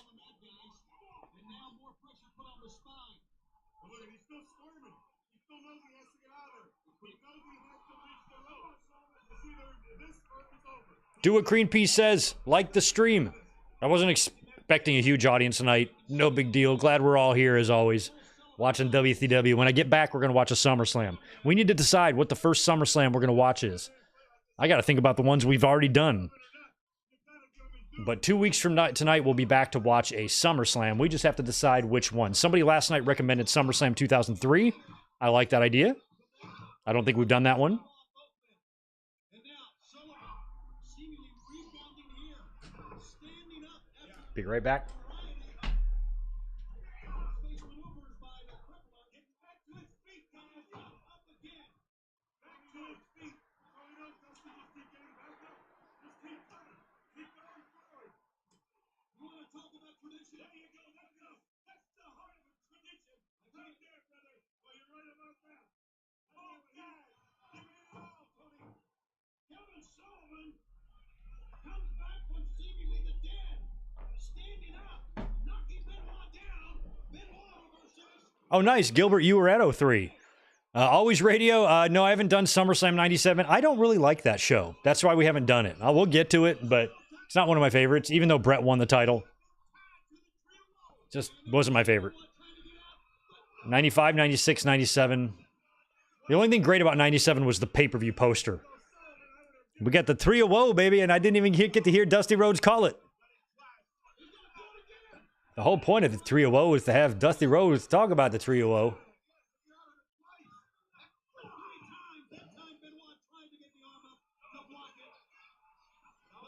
All I know is I would be able to get myself the fuck out of there if my life depended on it.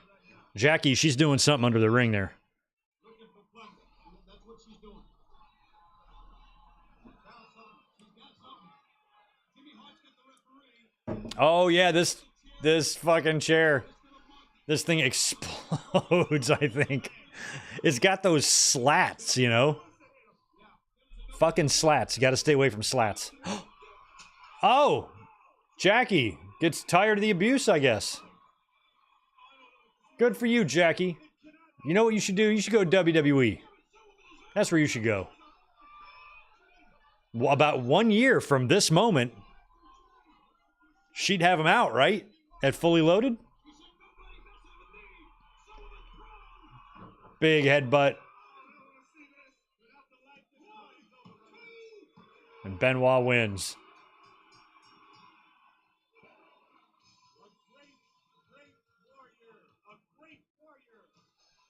When I would play with my like action figures, I would take like empty cassette tape cases and kind of use those as chairs, because when you smashed them, they would kind of like break and shard apart. And it was pretty, I ruined so many of those pretending they were chairs, because they would kind of like shatter like that. Oh, the 80s. How fun. I'd get like a dry erase or a washable red marker and like put blood on their faces and stuff. I was creative. Nobody could LJN like I could LJN.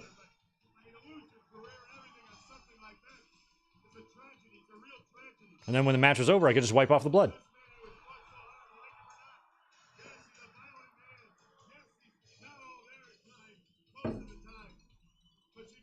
I got a spray bottle once, like a small little spray bottle, to spray them, to make it look like they were sweaty, like halfway through the match. I had all these things that I did.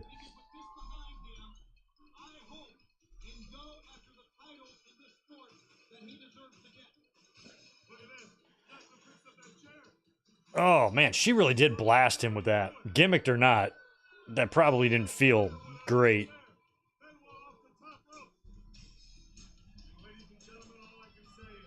Yes, Juliet, thanks for the $5. I am aware of that. Adam Pearce did suspend Drew McIntyre indefinitely in storyline after he lost it on the post show last night.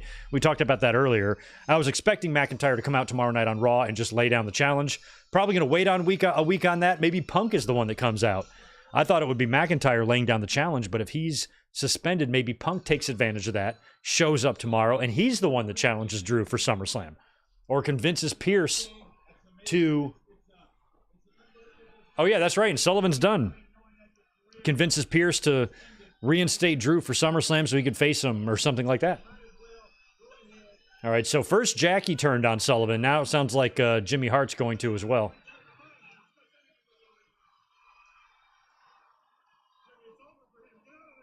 Get out of there, Jimmy. So help me out. Was this really the end of Kevin Sullivan? Who knows this? When was the last time Sullivan wrestled a match? Was this it? Is this after the bathroom fight between him and Benoit? What's the timeline here?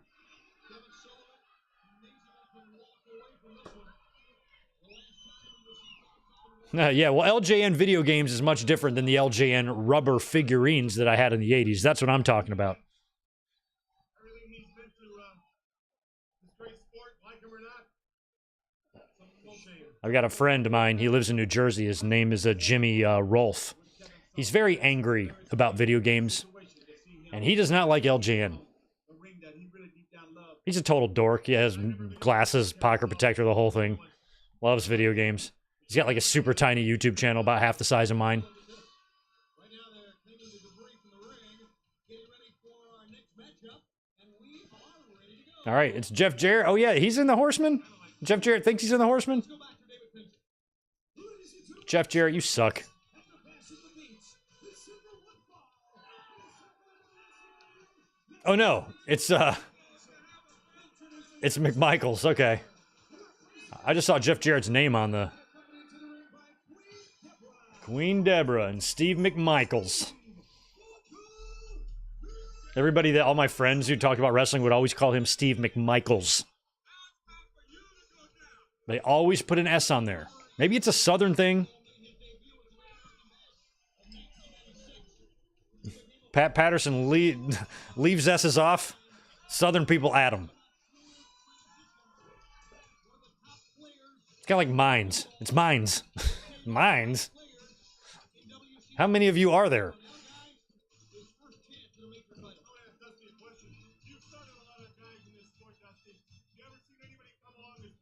Oh, yeah, Jared had the little twangy ass Nashville, little twangy ass music.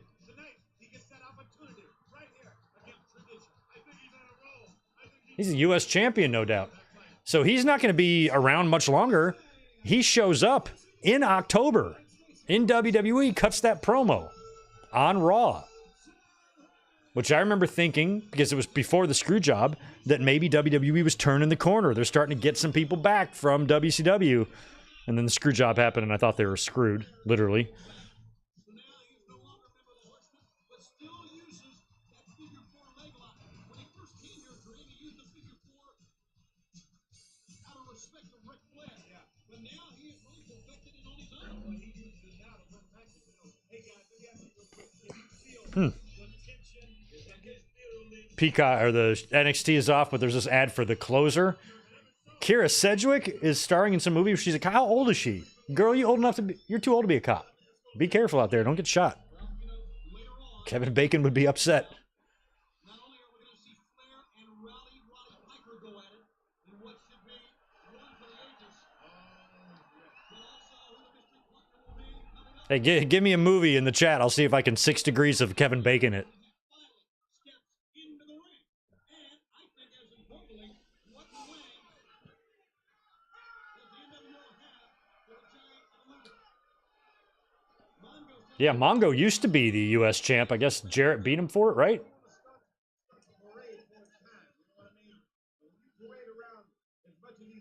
And then Deborah would get with Jarrett at some point. Well, I guess that would happen in WWE. Jeff Jarrett in his bigger hole, he's great at all kind of holes. He knows all them holes. He grew up around them holes. So he's ready for this contest here. Okay, I'll look at Shawn Michaels. I'm going to have to look at him because if he tries to look at me, only half of him is going to see me and the other eye's going to be over there. Oh, yeah, Queen Latifah's new equalizer. That's true. I did see an ad for that. So you mean she's got like the Denzel skills? I mean, Denzel was even a little bit old to be pulling off some of that shit in the Equalizer. But I like those movies. All right, we got this yay boo spot going on here with the U.S. title, Jeff Jarrett and Mongo McMichael, who is still hanging in there from what we understand. All the best to McMichael and his family.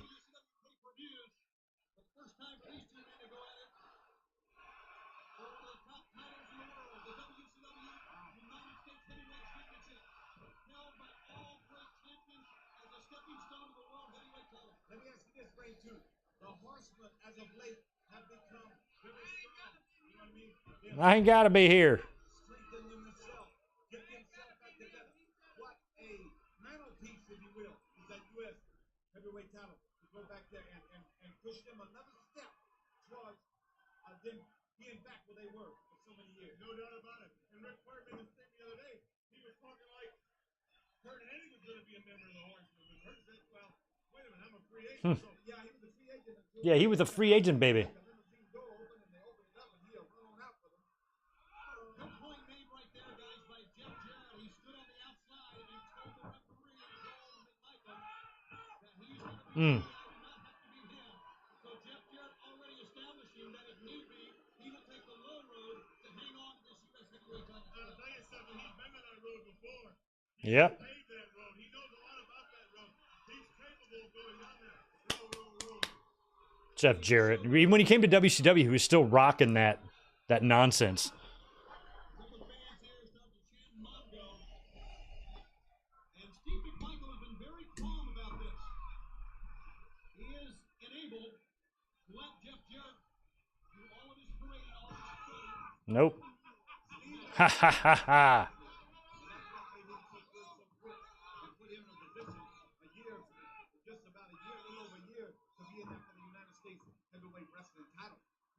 Back elbow got out of that. It stunned him.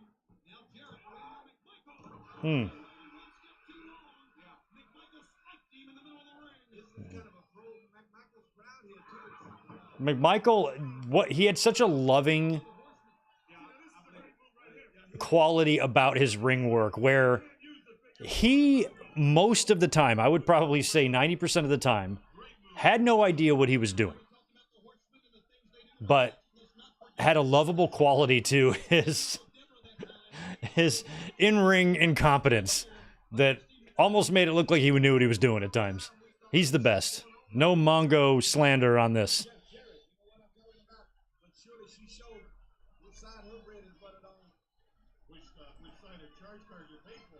Connect Dave Matthews to Kevin Bacon? I just need to know what movie Dave Matthews is in. Give me one. Let me look him up. Dave Matthews movies. Okay, here's one. Just Go With It with Adam Sandler and Jennifer Aniston. Okay, I can connect that to Kevin Bacon pretty easily.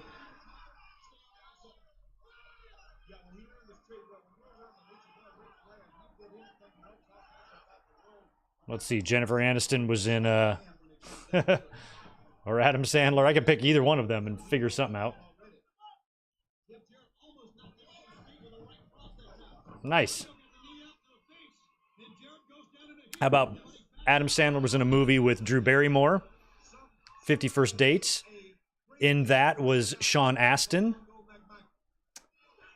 who was in...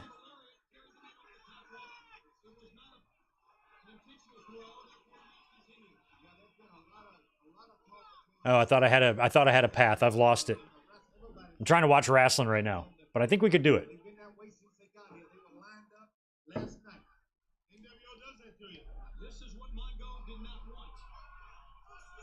That's what he did not want.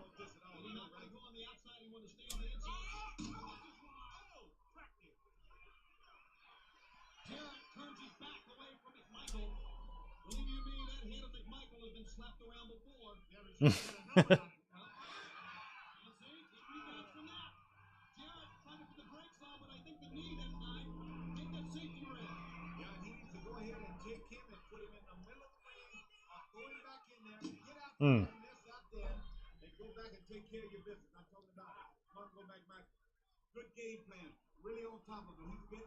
I've never seen Lord of the Rings. Never watched it. I don't know shit about Lord of the Rings or Harry Potter. Nothing. Never will never have watched it, never will watch it. I don't like sorcery or fantasy. It's not for me.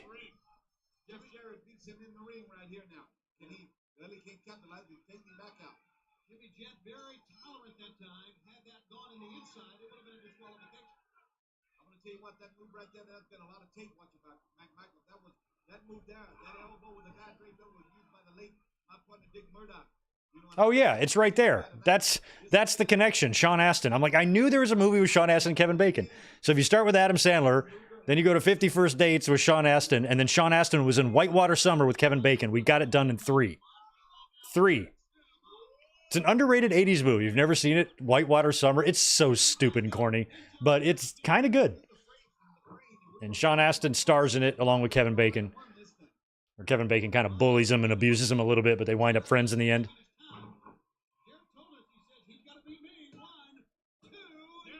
It was really cool when well done, too, because they filmed it when Sean Astin, you know, was a kid, but probably 2 years, maybe even 3 went by from the time of filming to its release. So they ended up splicing a much older now Sean Astin in to narrate it, and they kept cutting to him in between scenes, and he's older. So it really looks like he's telling the story of something that happened to him as a kid.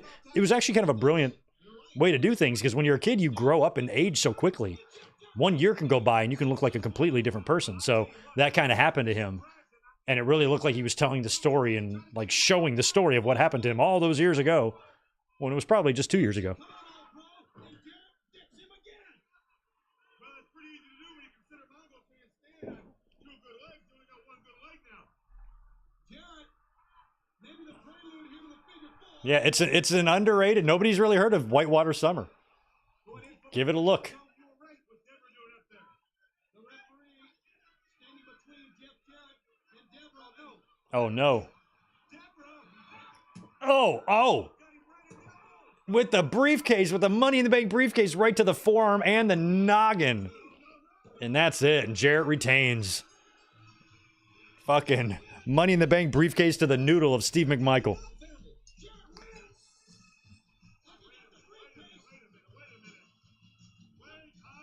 Wait, are we getting another referee in here or something? No. Well, I tell you what had happened was. Oh, she's applauding Jarrett, see? Okay, so she kind of turned on him there. I was just saying earlier, I'm like, at some point she gets with Jarrett. It's in the... How good did she look back then? She looked better here than she did in WWE.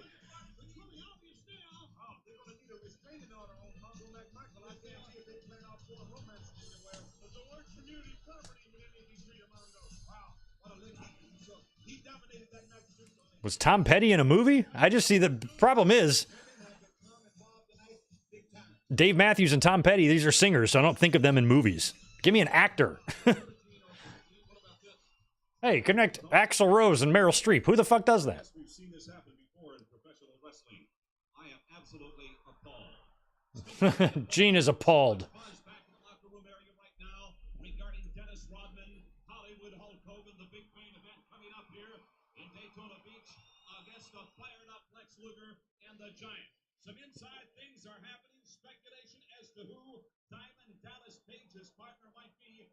It might be Shawn Michaels. Inside this building tonight that do not have signed contracts to appear. They have no legitimate business here unless it would be to be the partner of Diamond Dallas Page. I've got the inside for you on the WCW hotline. Join me right now. Thanks, Gene. 1-900-909-9900. That's 1-900-909-9900. Call the hotline right now. About a month from now, we're going to be going back to my old home state of South Dakota. South Dakota. Watch for Road Wild. That's a state I don't think I'll ever go to unless my plane breaks down and we have to land there. My God. All right, I'll be right back while they're running a Road Wild vignette.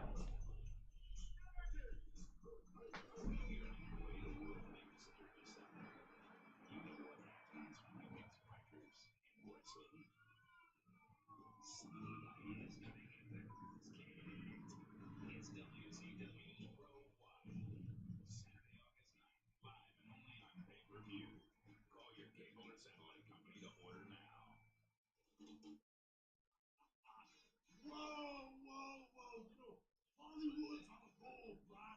The deal is, I've been on the court so long, I've been running by myself. I'm a big dog. It's finally nice to find another champion. It's finally nice to find another dog. It's finally nice to find a fire hydrant that you have something in common with. And just like Hollywood has been rocked by Ron the Bod in Hollywood, just like the wrestling world is going to be rocked tonight by Ron the Bod in Hollywood, Daytona Beach doesn't have a chance. Bash the beach. Because Ron the Bod, the God himself, stole the whole town. Sweet. You be the man. You are. All right, we are back. Thank you for your patience there.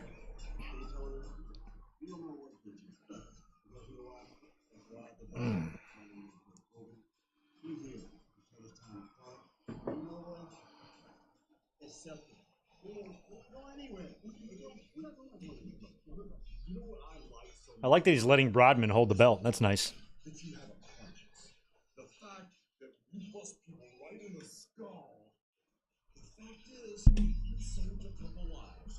You left the giant, that big, nasty, war-infected giant. War-infected giant. Want to be for us to beat up tonight. Daytona, you've been devastated. This town can't handle a lot of the blood. But tonight, we're going to take out the survivors. Hollywood and Dennis Rodman to the top. I like Rodman's hat. You know what? When you put your hand on that, would you please save a little piece for me? Please save Just a little piece.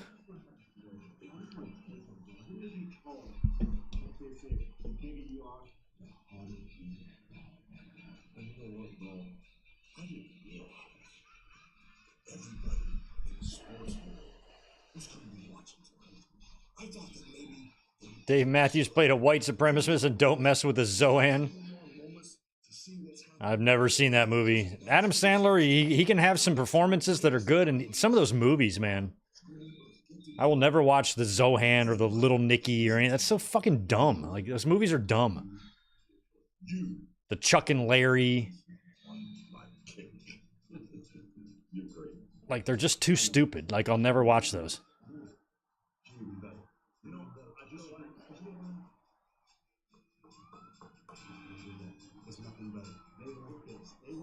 They won't this.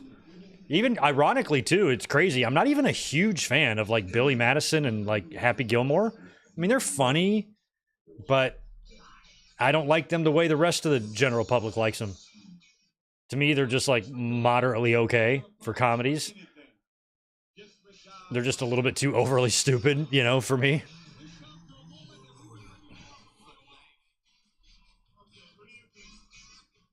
Although the teacher in Billy Madison, the one that was married to Pete Sampras, whatever her name is, Greg is a fan, a big fan, a big, humongous, giant, enormous fan. But other than that, oh, speaking of fans, look at Miss Elizabeth. Look at that outfit she's got on. Way to go, Liz. Macho and Scott Hall. Where's Nash at this time? Is he hurt? Look how hot Elizabeth is. That's crazy. Fucking smoking.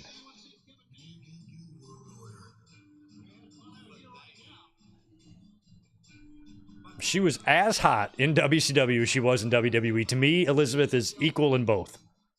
She's hot in a completely different way here.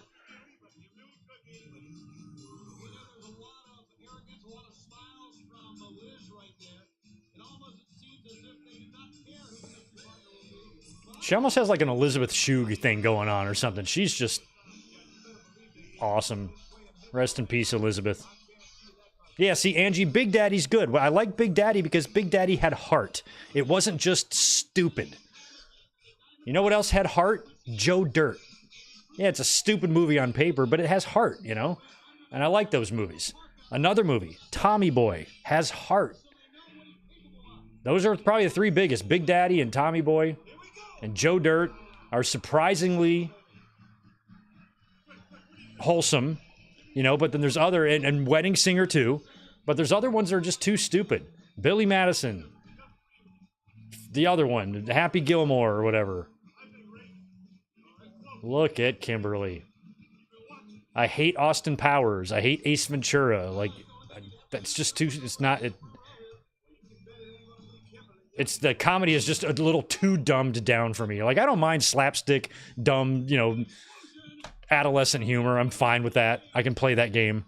But some of it's just a little too stupid for me to tolerate. Kimberly, you are always one of my favorites. Even though this is horribly dubbed music.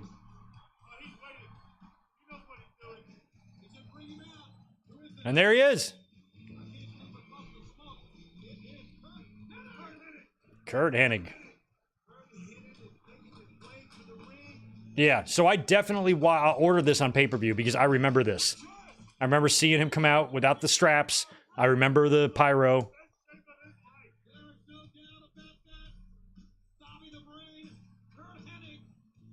I probably then, if I ordered this, I probably have it. I probably have the recording somewhere. At least I hope I do. Walking to the ring as the mystery partner for DDP. And now the sides are even. You better believe they even when you talk about impact. Impact player, Kurt Hennig is. What a choice this is. What a choice, baby. Choice. This will be for DDP. You're wrong. What sides are not even right now. I believe no. I believe Dallas and Kurt Hennig. Ryan Adams, you remember this match being real bad? All right, we'll see. I'm not worried. Don't worry. Yeah, Barry, I saw they've been mentioning NXT. I think I already turned it off by the time NXT or Joe Hendry showed up. But we were eyeballing it over here. What's in? We have two divorced couples out here. Although Paige and Kimberly, I think, were still together at this time. Savage and Liz were not.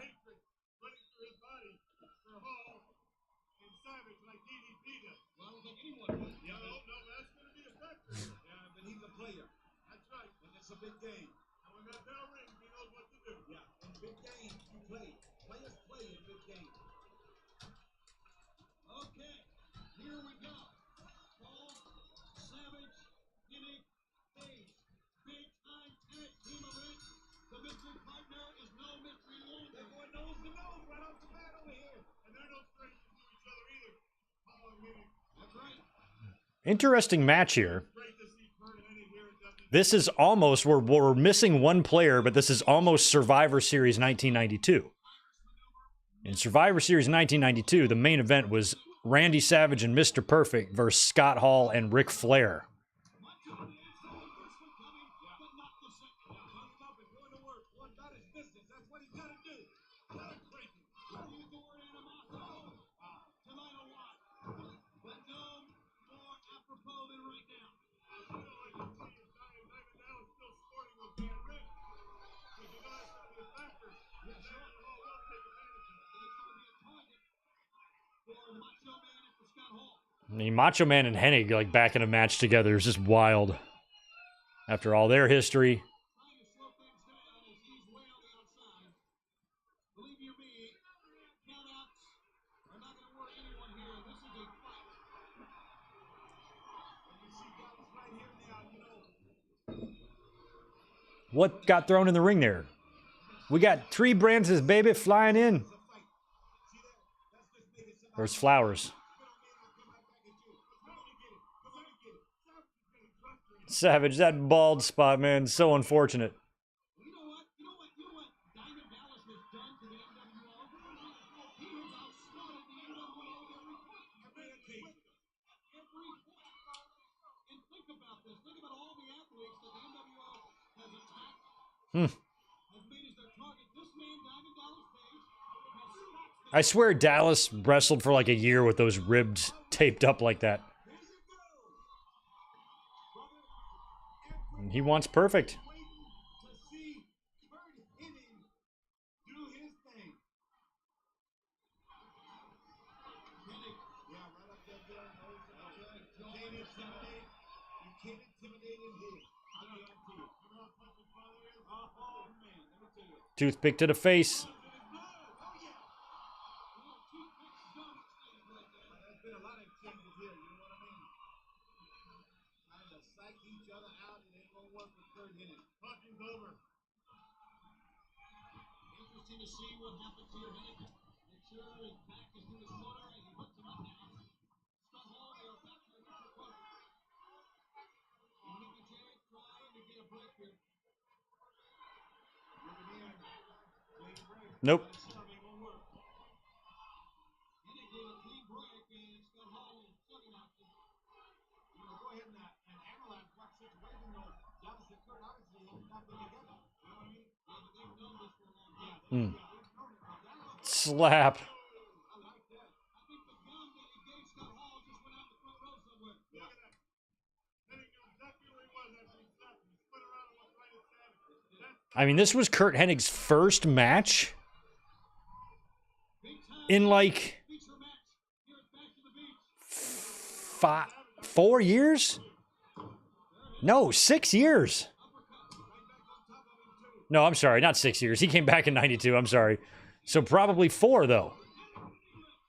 He left WWE in sometime around 93, late 93. He came back at WrestleMania 10, but I don't think he ever got back in the ring to work any matches with Luger. So he was done from late 93.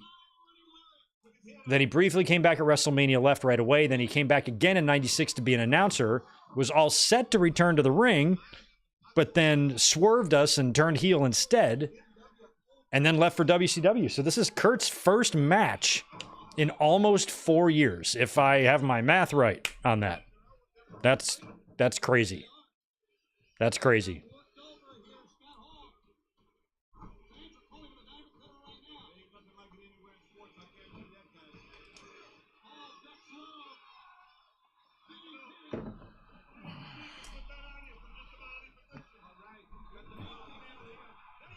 DDP, that was kind of like a pedigree or something that he applied there.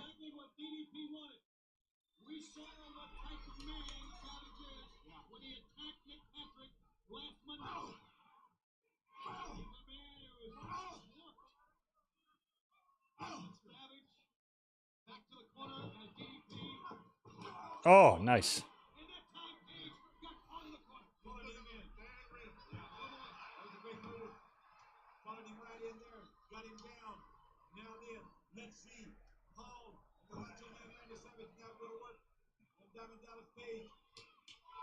Got to go to work on that Diamond Dallas Page.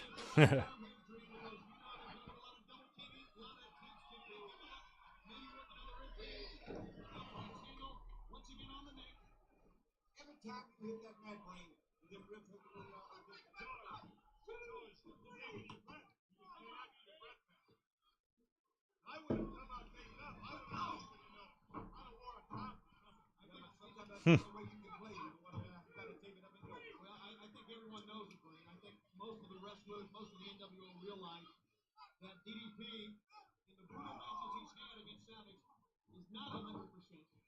So they would have won on the Riz anyway, and here they go. Well, it all started with Hogan blindsiding DDP with that crutch. That's right. Well, it all started with Hogan, Paul Nash 1 year ago in this same building. I like how Hennig's first match back in 4 years, he's like, I'm just going to go strapless tonight.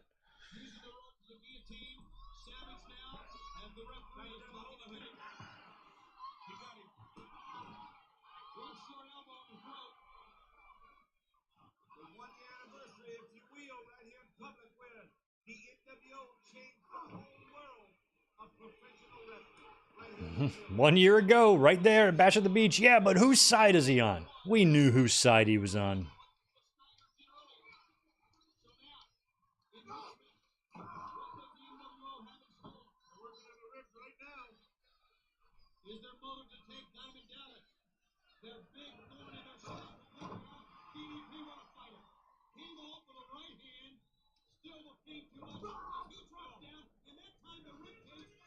Angie, I forgot about Step Brothers.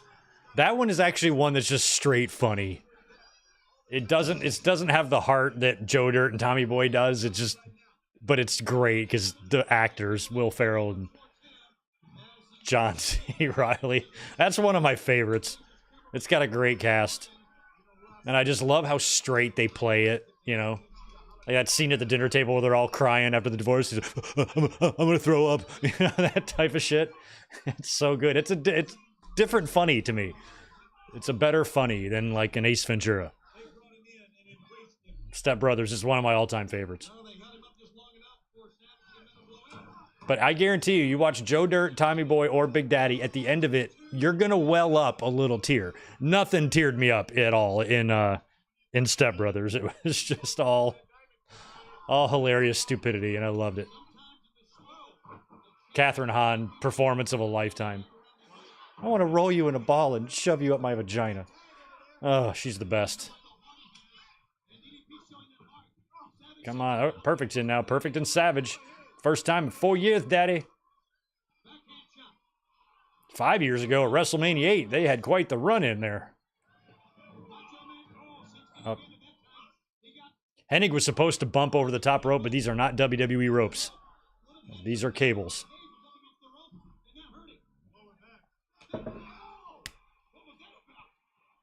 He turns? Oh, okay. I see what happened. DDP was supposed to pull the ropes and Hennig was supposed to fly off. Then he was going to get pissed, but he botched it. Did not look good.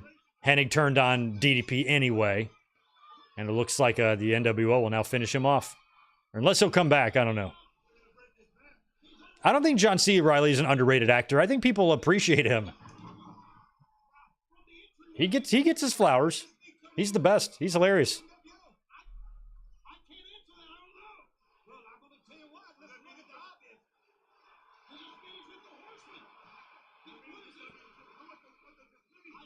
Is he going to go back, or what? Is he thinking about it?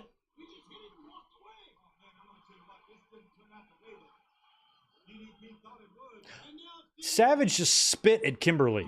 That is not cool at all. Savage. Pins him with a boot.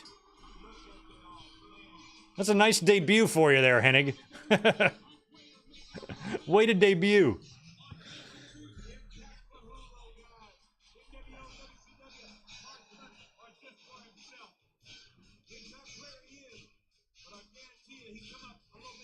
Limp brisket. You got a limp brisket, it's probably way too rare. You got to slow cook that. A little longer.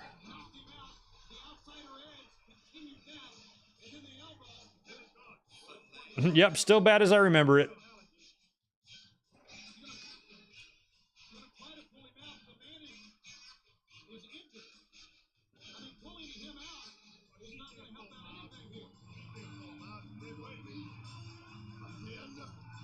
Savage, you shouldn't be spitting on Kimberly.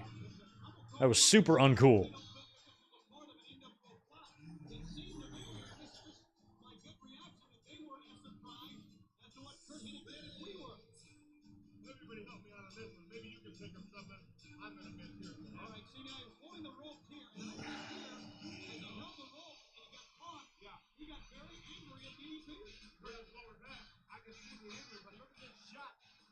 Then he just nails him with like a, they don't even show it, but he nailed him with like a double axe behind the noodle.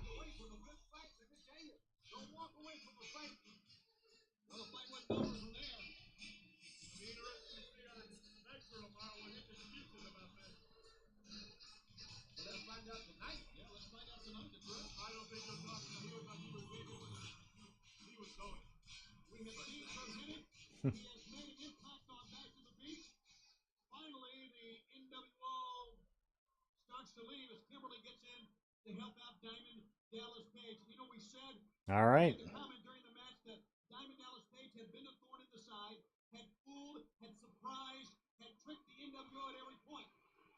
But it's weird because Hennig would almost go back to being a babyface again. What, the whole NWO or the whole Four Horsemen thing, right? Ma spot. All that's got to happen soon. And then he turns again.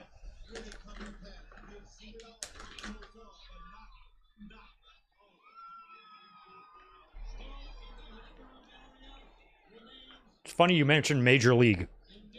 If you want to ever envision Greg's dream girl, somebody other than Miss Elizabeth, it's Renee Russo in Major League.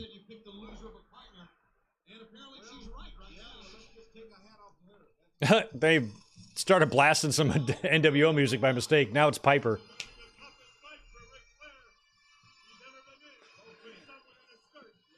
Oh my God, is this Roddy Piper and Ric Flair in 1997? Man, they've already had close to 20 years of history by this point. About 20 years of history. That's nuts.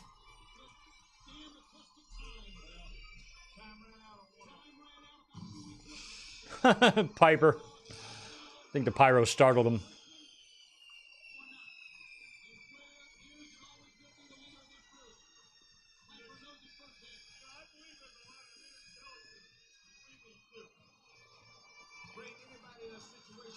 I really hated seeing Piper in WCW. I just always hated it. He was a WWE legend in my mind, and seeing him there was just like, ugh. Now Piper and Flair are going to work on pay-per-view all these years after they've been battling and having run-ins.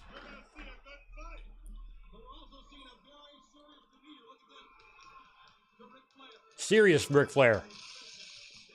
You gotta be serious. It's a serious match. I don't know the backstory. You got no video package. I don't know why they're fighting.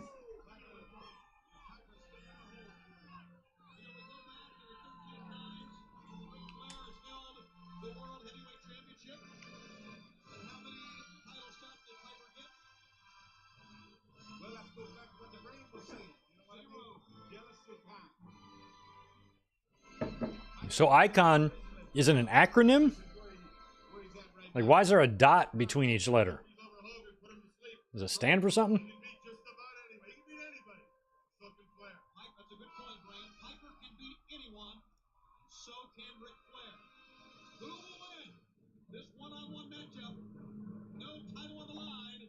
Ric Flair and Roddy Piper. I was not expecting to see this match. Superstars in the history of professional wrestling. Ric Flair and Roddy Piper. This has got to be their last pay-per-view match. Well, no, it's not. They would link back up in WWE, right? And win the tag team championships? Do I have that right in my memory? Yeah, I don't buy that thing that they're, somebody past their prime or whatever. They in their prime. They in their prime, baby. What it's all about right here. It's your boy Ric Flair. Who knows him better than Roddy Piper? Who knows his tactics, if you will, better than Roddy Piper? Nobody. I just felt like WCW had Piper just to have him. He did something when he first got there, right away with Hogan, but everything else was just... He was just like a wrestler on the roster. I always considered Piper to be more of an attraction, a bigger name, bigger star, bigger, icon than that. But his run in WCW, he was just routinely on Nitro and pay-per-views and stuff, and wrestling more in WCW than he ever did in his career. He's a pounding with the left and the right. Knocking right here. Flair is getting out of town. Piper, very accomplished boxer. I'm gonna get another cold one here.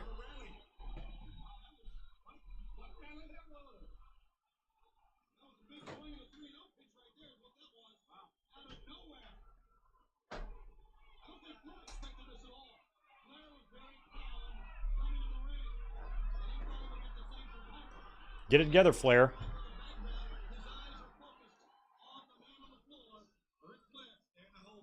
Great shot right there. Tremendous night of action.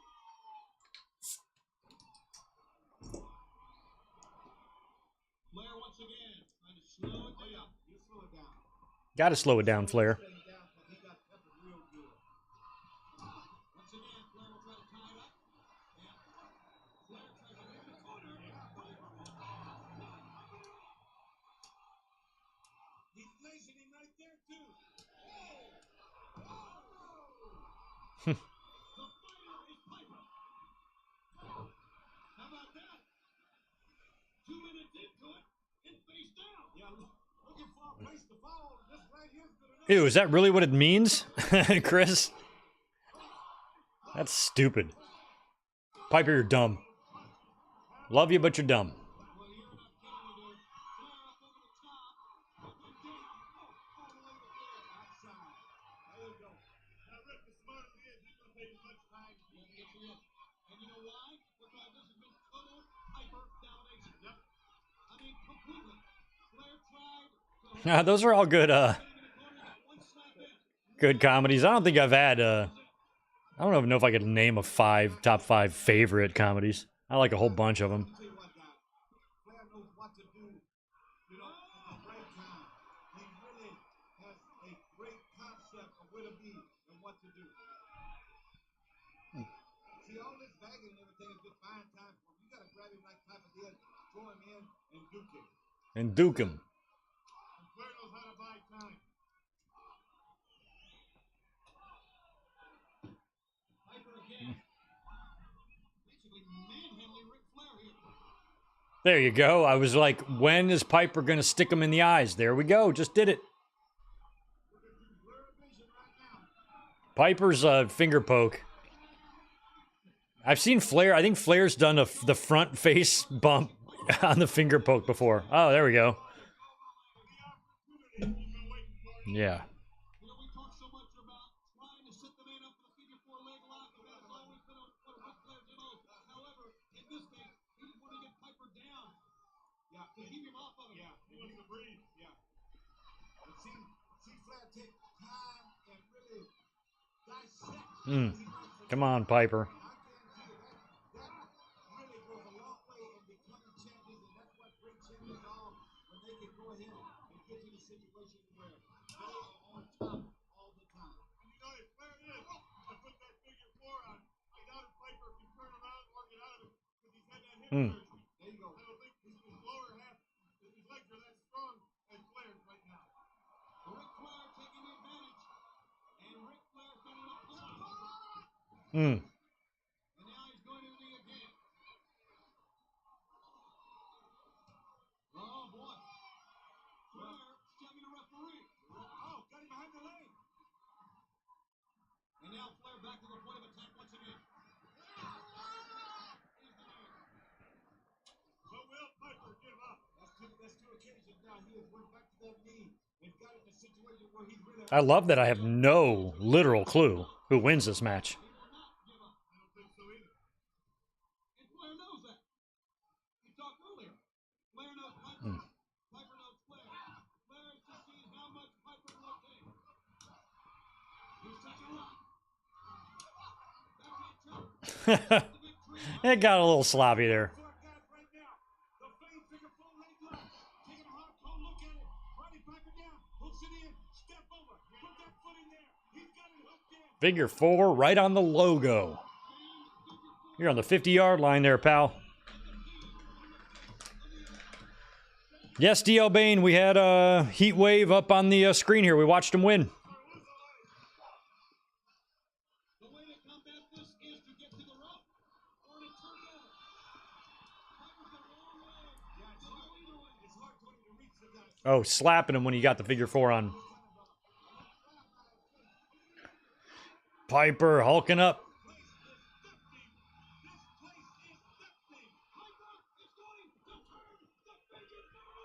He's got it.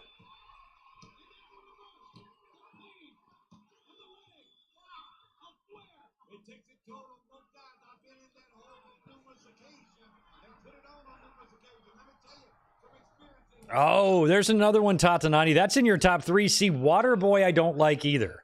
I think the ones where Adam Sandler is just way too goofy or just some silly voice, I just don't like. It's okay. It's got its moments. I've seen it. I like it, but it's another one of Sandler's that's not on my favorites list, but it is the favorite of a lot of people. I mean, Kathy Bates is in it, right? I mean, it's not... That gives it credibility.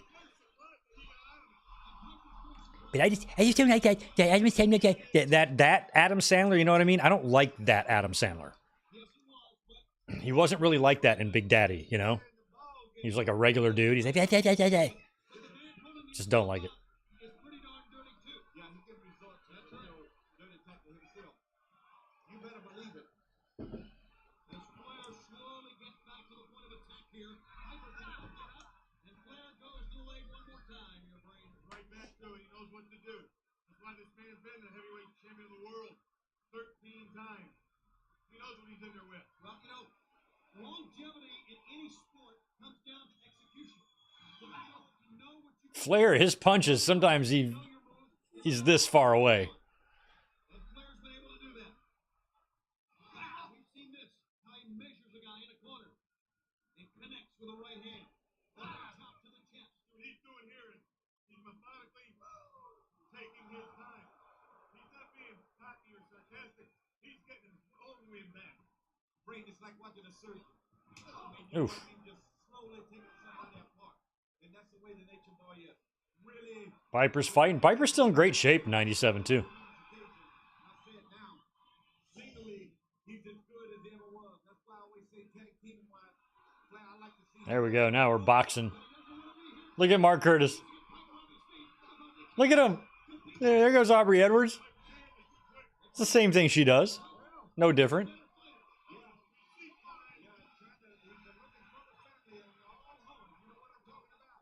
Oh, did he hit him with a knee or? I guess. That right there in the back of the leg on the trapezius things is what that is, baby. It's a trapezius. Everybody's got one. Most people have 2.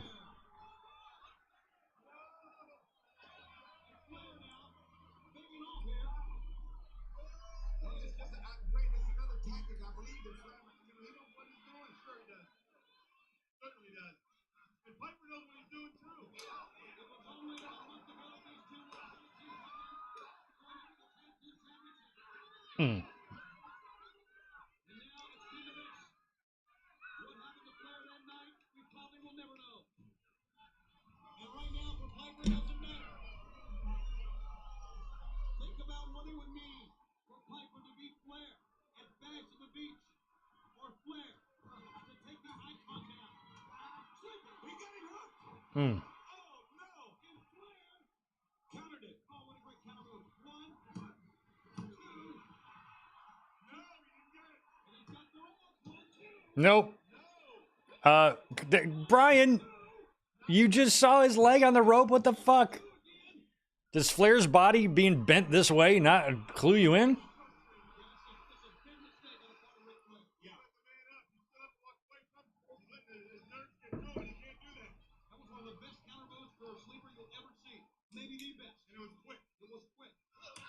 Oof.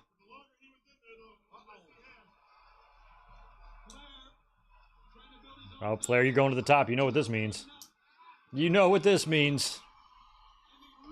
From the top, down you go.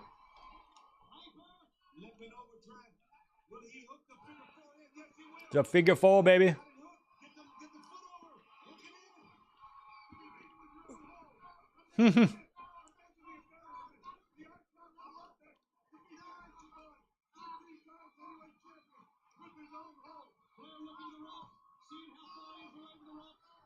Turn it all the way over.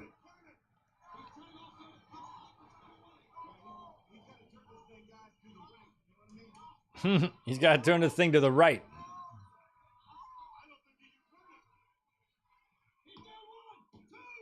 Oh, man. Flair won the WWE title that way.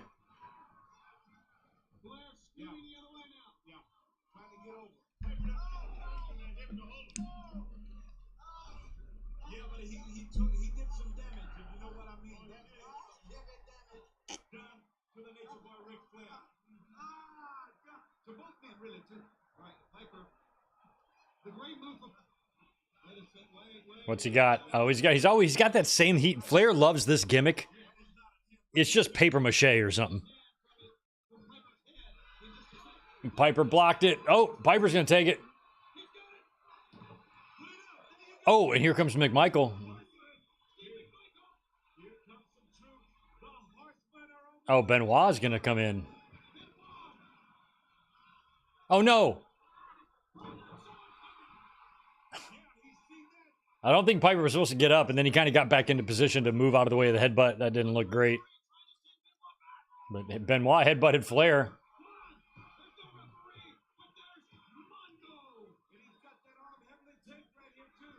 Oh, that's right. He's got the pile driver, huh? Wow.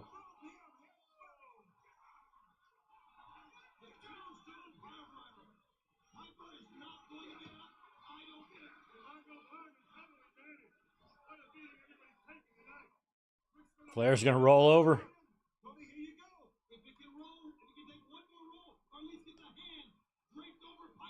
Or cover him. There you go. And Piper kicked out. I love it.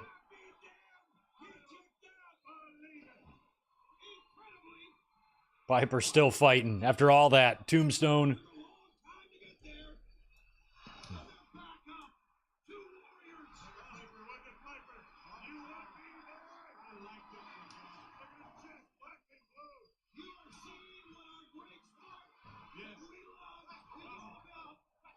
I like that Piper and Flair kind of had a little mini classic. Look at Hildebrand going nuts. Sleeper.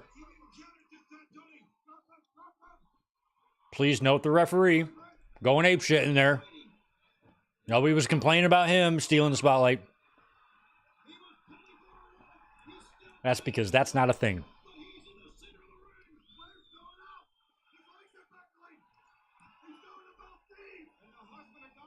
I love Piper's tag hanging out of his britches there. He's going to win with a sleeper in 97? Ah. Fucking referee.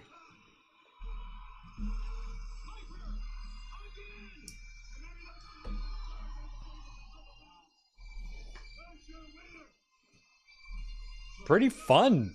More fun than I thought. The ending really picked up.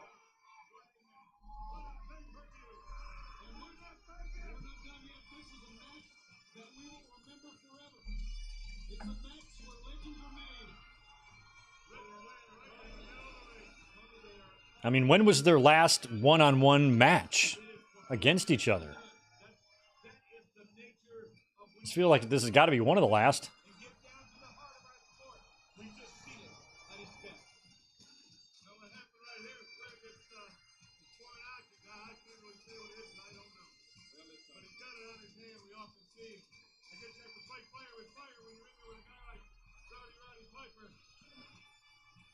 Yeah, Piper blocked it, took it off, nailed him.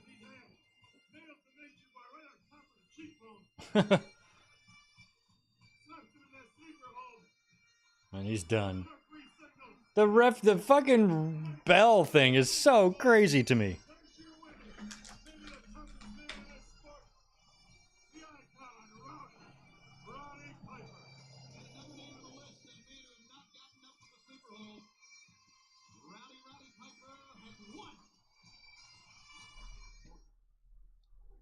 All right. The wait's over. Well, it is over. You know, we're going to look onto this next matchup with a lot of interest. Here comes Michael Buffer. Not only about the NWO, but about, of course, Dennis Rodman. With that in mind, we send you in the ring to Michael Buffer.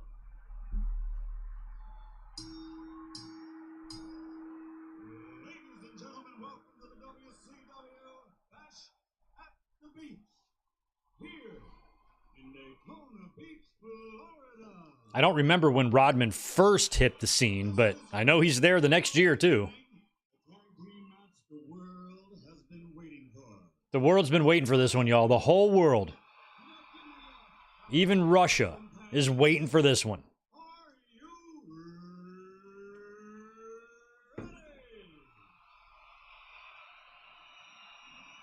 For the thousands in attendance and the tens of millions watching around the world, ladies and gentlemen,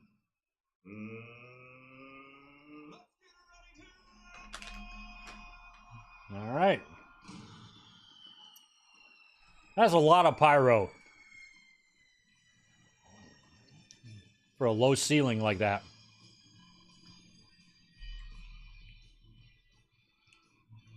Call the WWF hotline right now to find out all the latest scoops on the Ross Report. Dial 1-900-909-4WWF or something like that.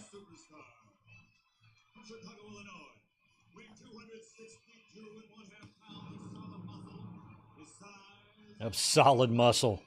Making one of the most dominant powers in the world of professional wrestling, the man famous for his rack of doom, The man famous for his rack of doom. That's hilarious. over 7 feet tall, he weighs 476 pounds, and he is perhaps the most formidable physical specimen in wrestling today. A notion that mangled bodies of his past opponents can attest to, ladies and gentlemen. The Giant.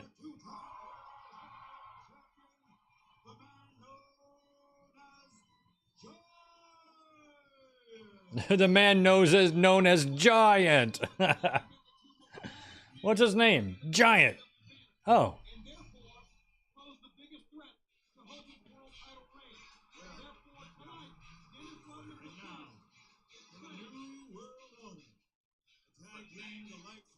What if real names were like domain names and like you could only one person could own it?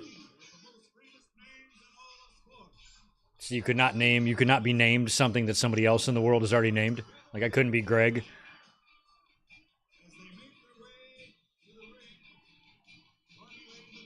I'd have to be Greg Suckett 69, 69 or something like that. I'd say that on my driver's license. Greg Suckett 69, 69.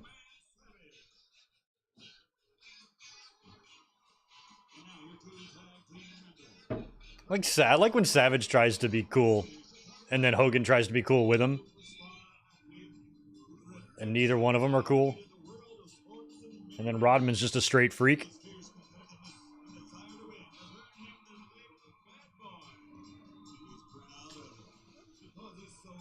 Imagine a tag team match where Hogan has to be the one carrying the team. How bad? This match can't be good. This team is really bad. You got one guy who can't wrestle at all, Dennis Rodman, and then Hogan, who's not exactly Eddie Guerrero in there. Nor does he really have youth on his side. Oh, this looks like our thumbnail, where our thumbnail came from, somewhere around here.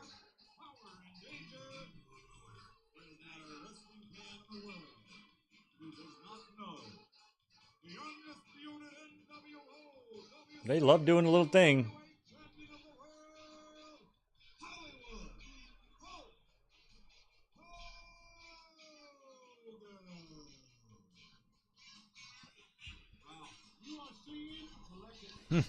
Still very bright outside.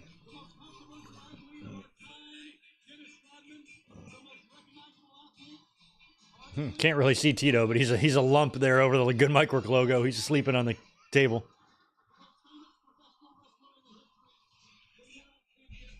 Right on the edge.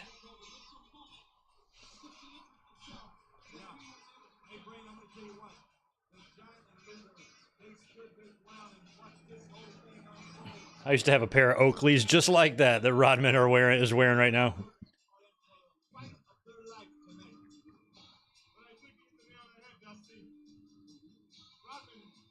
I have a big issue with sunglasses. I have kind of a small head, so hats and sunglasses don't look right on me. And I have to really... One time I bought kids' sunglasses because they were small, but they were a little too tight on my head. But that's part of the reason why I don't buy expensive sunglasses, is because I can't find a pair that really looks good on me. So I just spend like $20 on them at a time and just try to find the ones that fit my head the best and go with those.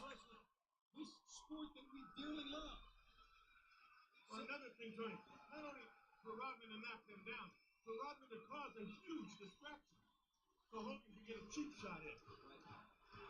But I'm going to tell you what, now you go back to athletic ability, no matter how you cut it, Dennis Rodman is no slouch. He's banged, he's elbowed, and he's been in with the biggest and best.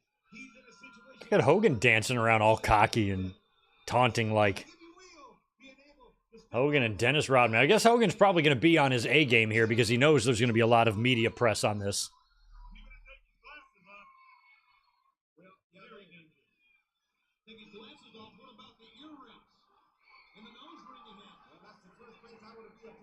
I mean, look how slimmed down Hogan is compared to the old years, too. Like, he was a different person here. How much weight do you think he dropped from 1990 to this match? 40 pounds? No. 25. Maybe.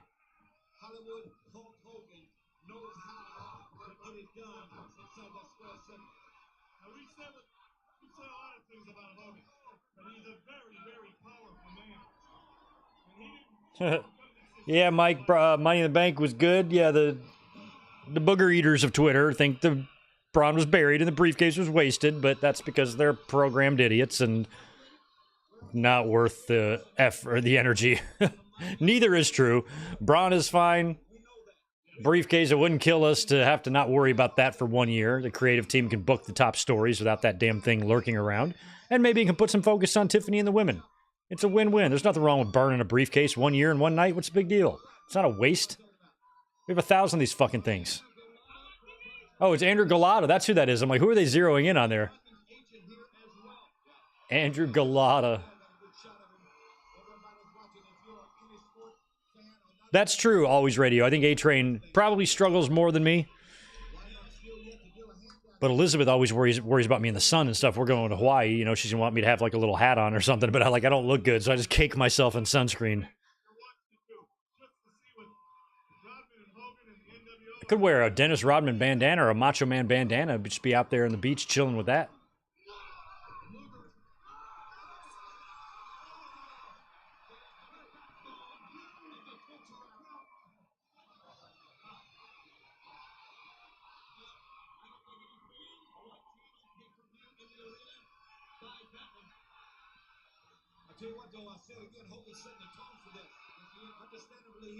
He's setting the tone, baby. bring a different mindset to what the Chattanooga wants to do. You don't know what to expect from him. We have yet to find out, bring what he is going to do and what impact he is going to have besides striking him out. And the giant Luger, that's going through their head. They're wanting just. I mean, Luger's been back in WCW now for about 2 years, which is crazy.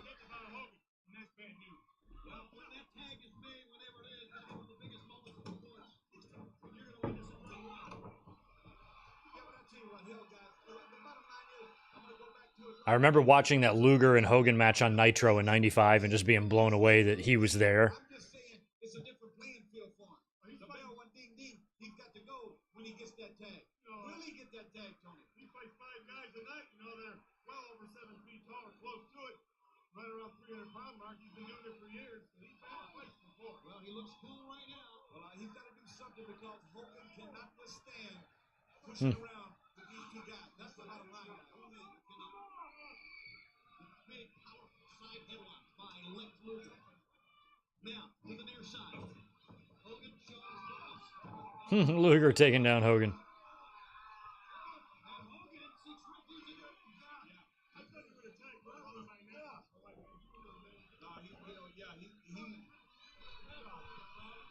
Yeah, I think, Zach, I think variety is important. If you want to keep things like realistic, you should have, the feeling that, anything can happen. It can't just be every single time there's a Money in the Bank. It has to go to like someone who hasn't won a title yet or a guy on the cusp, and then they win it and cash it in and become champion. It's like a stepping stone. That's totally fine sometimes. But to do that every single fucking time, it's redundant and it's not as fun that way. Do some fun stuff. Do some crazy stuff. Burn it off in one night. Failed cash-in, very same night. Who cares? Who cares? Nothing's wasted. Sometimes in Game 7, the home team gets blown out. All those fans dressed up for nothing. It was wasted, but that's the way real life goes. Sometimes you miss the game-winning shot. You brick it. You miss the final putt. Sometimes you choke. It's not always a happy ending every single time. I think fans, like always, have no clue how to pick their battles. They're forcing themselves to get mad about things that shouldn't even be given much of a second thought. But wrestling fans would not be themselves if they just couldn't be angry about something. Even when things are going great. Wrestling's hot as hell right now. WWE's on fire. We're gonna fucking nitpick.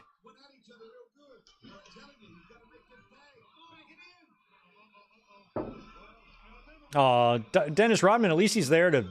Oh, he's in. He is in there.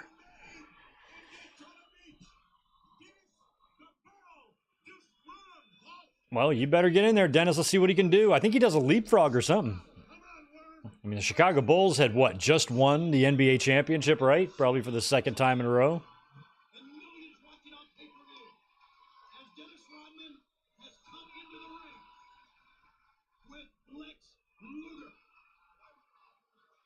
Rodman and Luger. Is he going to tag out? You can't wrestle with sunglasses on and earrings.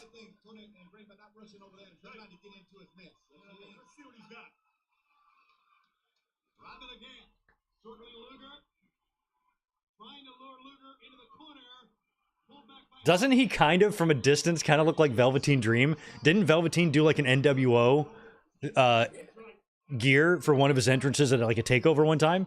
It's kind of what he looks like from a distance.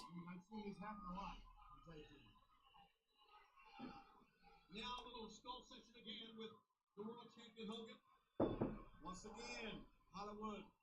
Get my breath back. There you go. You can see it coming right now. One big plan. Yes. And a good plan. Conspiracy.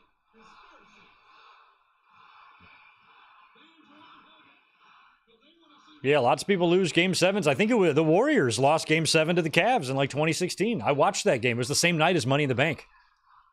And I remember why, like, Money in the Bank went off the air and then I caught like the last quarter of that.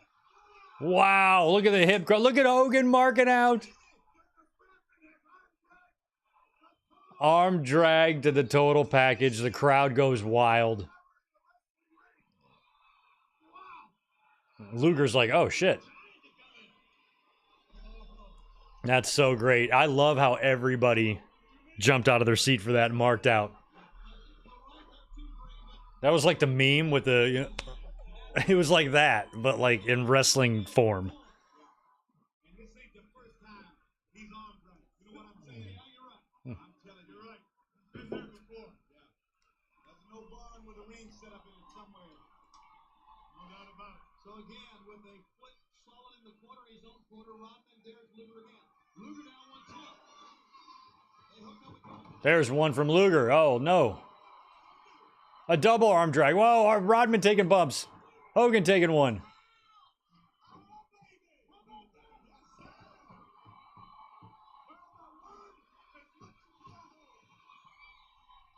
The NBA Finals were fixed. No, they weren't. It's only rigged when you lose.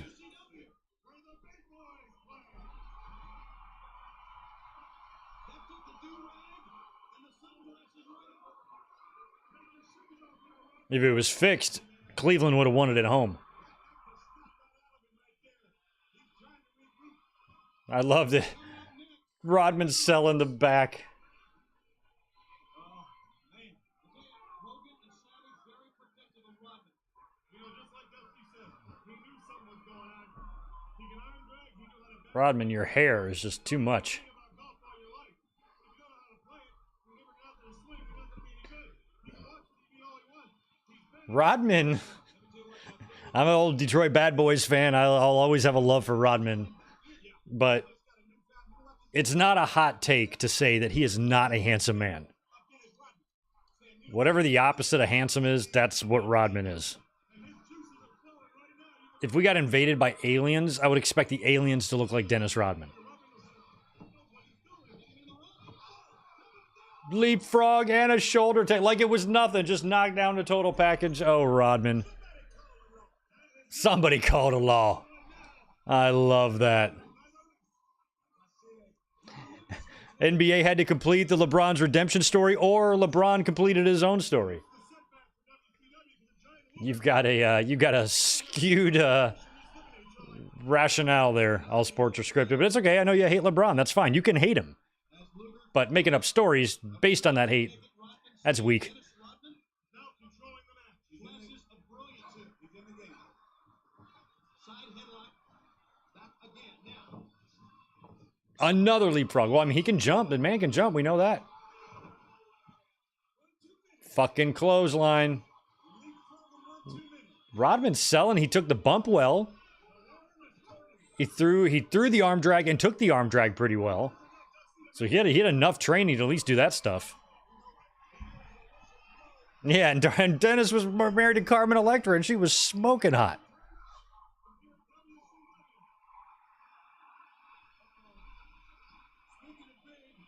Have we even seen the Giant in there yet? There we go. Finally, let's get the Giant in.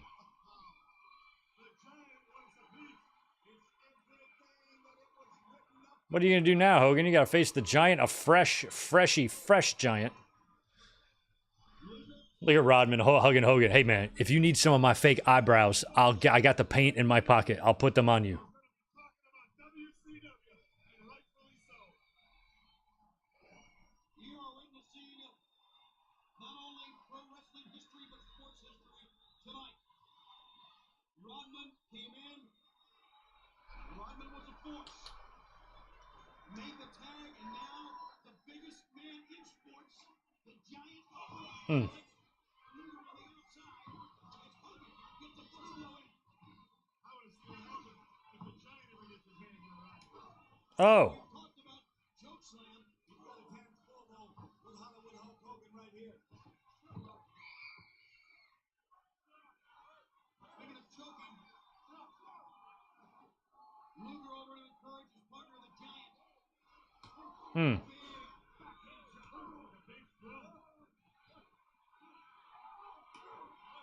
Jesus. Trying to fight off the Giant. Gets him in the corner. This is a little bit more. I thought Giant would toy with Hogan once he finally got in there, but Hogan's taking it to him.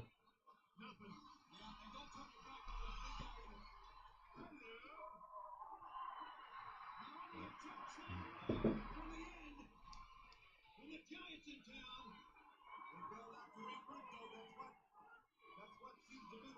you hear when you're in trouble. Go on out and regroup and get your second win. The Macho Man's the front man right now. Against the odds. So, of course, anytime you're against the NWO, you're against the odds. Speaking of odds, you're fighting a harder team than this. Well, Eric Bischoff said this would be a one-year birthday celebration. It has been, I guarantee it. And that's what Hogan, I don't know why you would be the one to ask for this test of strength against the Giant. It's one spot in wrestling I never liked was the test of strength. Open for that one. The veteran, the world champion, Hollywood Hogan, up to the test here. Amazingly enough, he's not trying to take the Giant away.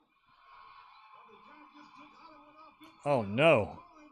somewhere. Atomic drop to Hogan, a big one. Hogan, Tag in, Rodman. normally he wouldn't. Yes. There, he did tag. Okay, I was about to say, you better tag Rodman. You better tag that. We should watch some late WCW pay-per-views sometimes. Sad, we should. That would be sad, all right. We're going to have to get to something eventually. One of these years, we need to do something from the year 2000. That's going to be so awful. Damn, Mike, that's going to be so bad. I don't want anything to do with WCW from the minute Russo got there to the time they closed down. I've never been less interested in a promotion than I am with that crap. Oh, he leapfrogged right into a bear hug. Rodman, you could be in trouble if you eat a choke slam here. I imagine nothing like this could be done today. I mean, what's the rules with Rodman's contract? I mean, imagine he got injured here, broke his arm or something.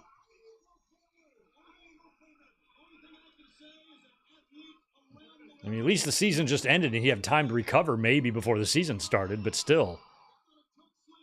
These are like multi-million-dollar contracts in the NBA. I'm curious what kind of, like, permissions he had to get.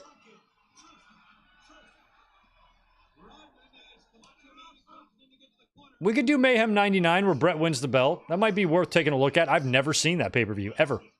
Never even seen the match where Brett wins the belt. Imagine that. Biggest Bret Hart fan of all time has never seen one of his world title wins.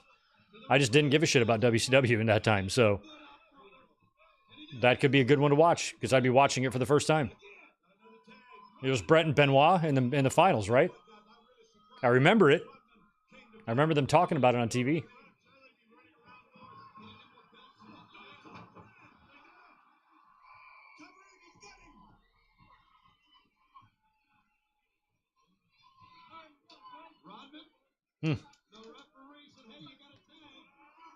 That referee, I'm like, Randy Anderson, don't be messing with Rodman. You know what else is for sure now? Hollywood Hulk Hogan is a man out there when the big games are played. You know what I mean? I guarantee you that. Yeah, Bash at the Beach 2000, we could do that for fun. I just think it sucks. I don't want to watch all that nonsense. I'm glad that Booker T won the title, but I think the show's more known for the BS that happened than him winning.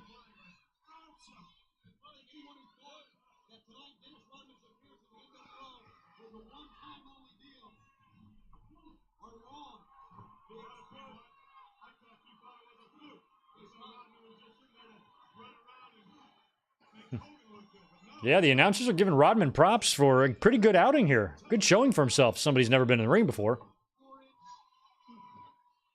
Not bad. Yep, Mike Witt, I promise we're going to do WrestleMania 2 this year. We will. Double hip toss, by the way, to the Giant. Oh, they're both going to cover him. I mean, I don't know who wins. I'm assuming Hogan or Rodman does, but I feel like they're going to need some interference. Savage is out there.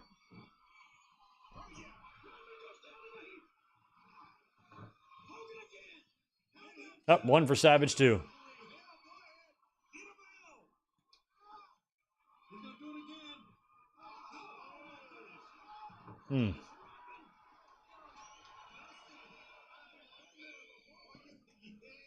I want Rodman to get the pin. He's prepared. He went to camp. I tell you, He had the book out, has the book out. Man is I want to be. But tonight, he has really proved it.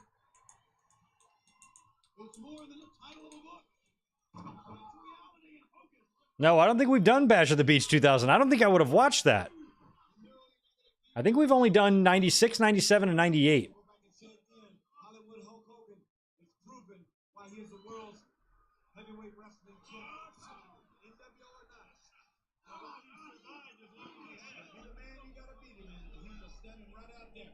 Macho Man now with a little leverage in the air. Boy, oh boy. The Macho Man gets the cheap shot in that we expected long ago. And Luger now, fallen, scoop up again. The world champion puts him down. Hulk Hogan, the signature leg. At the cup. 2. You know, 2 years ago, that leg drop wouldn't have been finished up by an arrogant cover like that. No. Fans are getting behind Lex Luger. Everybody here is standing, I guarantee you. You know, we talked so much about Luger and the Giant tonight. Hurrying on the fight for WCW. Now more important than ever. Because Rodman has It's crazy that Savage is in the NWO too, since 1 year ago he was on the Team WCW, and he was the man that Hogan betrayed. Giant would join, I think, later in the year, right? He delivered both them blows and it took its toll on Lex Luger. Luger reached out 3 times. he's tall, he's lanky. Mike, next week I'm going to be off. I'm on vacation starting Tuesday. So next Sunday I will be in Hawaii. But 2 weeks from tonight, we're going to do a SummerSlam show. I just got to figure out which one it's going to be. And I have to refresh my memory on which SummerSlams we've done because I'm starting to kind of forget.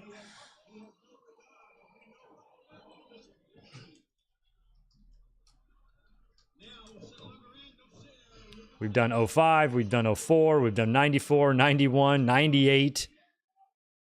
Oh, I did a watch along of the Elimination Chamber match like 5 years ago of 2003. Wow, my old apartment.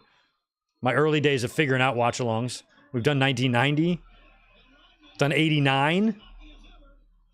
Last year, we've done 05. 01. 02. 92. We've done a lot. Double noggin knocker to Hogan and triple noggin knocker to Hogan and Rodman and Giant. Somebody's coming. The crowd is going nuts here. Oh, Sting. So Sting is the factor here. Yeah. Rodman just attacked the referee.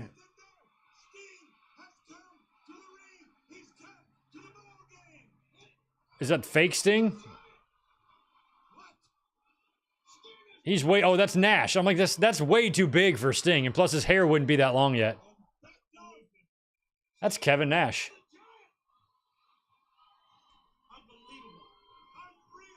He stepped over the top rope and they're like, Sting.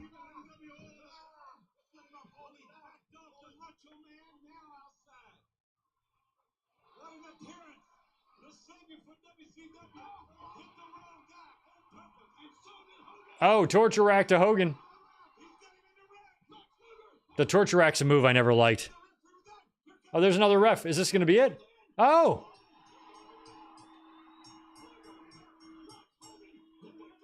Huh. I didn't realize that Hogan and Rodman lost. Oh, a torture rack to... Oh, my God. Look how big Rodman is up there. Oh, my God.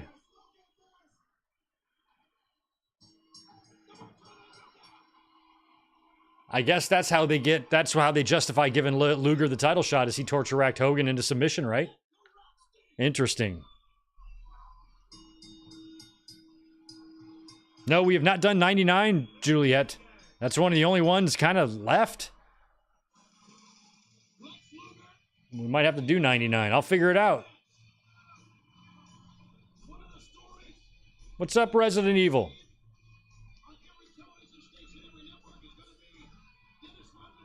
SummerSlam 88? Maybe Mike Witt. I think you just want that one because Baron Von Raschke's on it.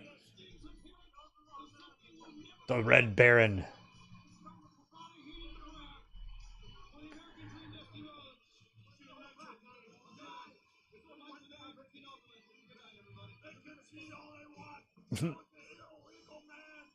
They can cheat. It was an illegal man. I'm like, bitch, it's your guy that came in. I love that they did not reveal that that was Kevin Nash in the Sting gear. Did they do that later? That's kind of weird that he didn't like take. I thought that was going to be the finish and the heels were going to win, and then he was going to take off the mask to reveal that big, sexy face of his. Oh my God. But anyway, all right. Well, I'm glad we did a Bash at the Beach. We will be back in 2 weeks for another classic watch along, and it's going to be a SummerSlam. I'll figure out which one to do. I'll throw a link up. But make sure you're here tomorrow. It's going to be a big one tomorrow night after Raw. I'm going to come up here and we're going to do a big, long podcast. I will review Raw. We'll talk about whatever I've missed this past week since I haven't discussed Raw or Dynamite, and we didn't even do a podcast on Saturday or yesterday because of Money in the Bank. So we have some things to catch up on. And then I leave on Tuesday to go on my vacation, but I'm going to have some videos hitting the channel while I'm gone. So just keep that in mind for the next week or two here on the channel. And I want to thank you guys so much for being here again tonight. These are always a blast. Have a great rest of your Sunday night as we finish up the holiday weekend here in the States. And I will catch you tomorrow night after Raw for a big one. Y'all take care. Peace.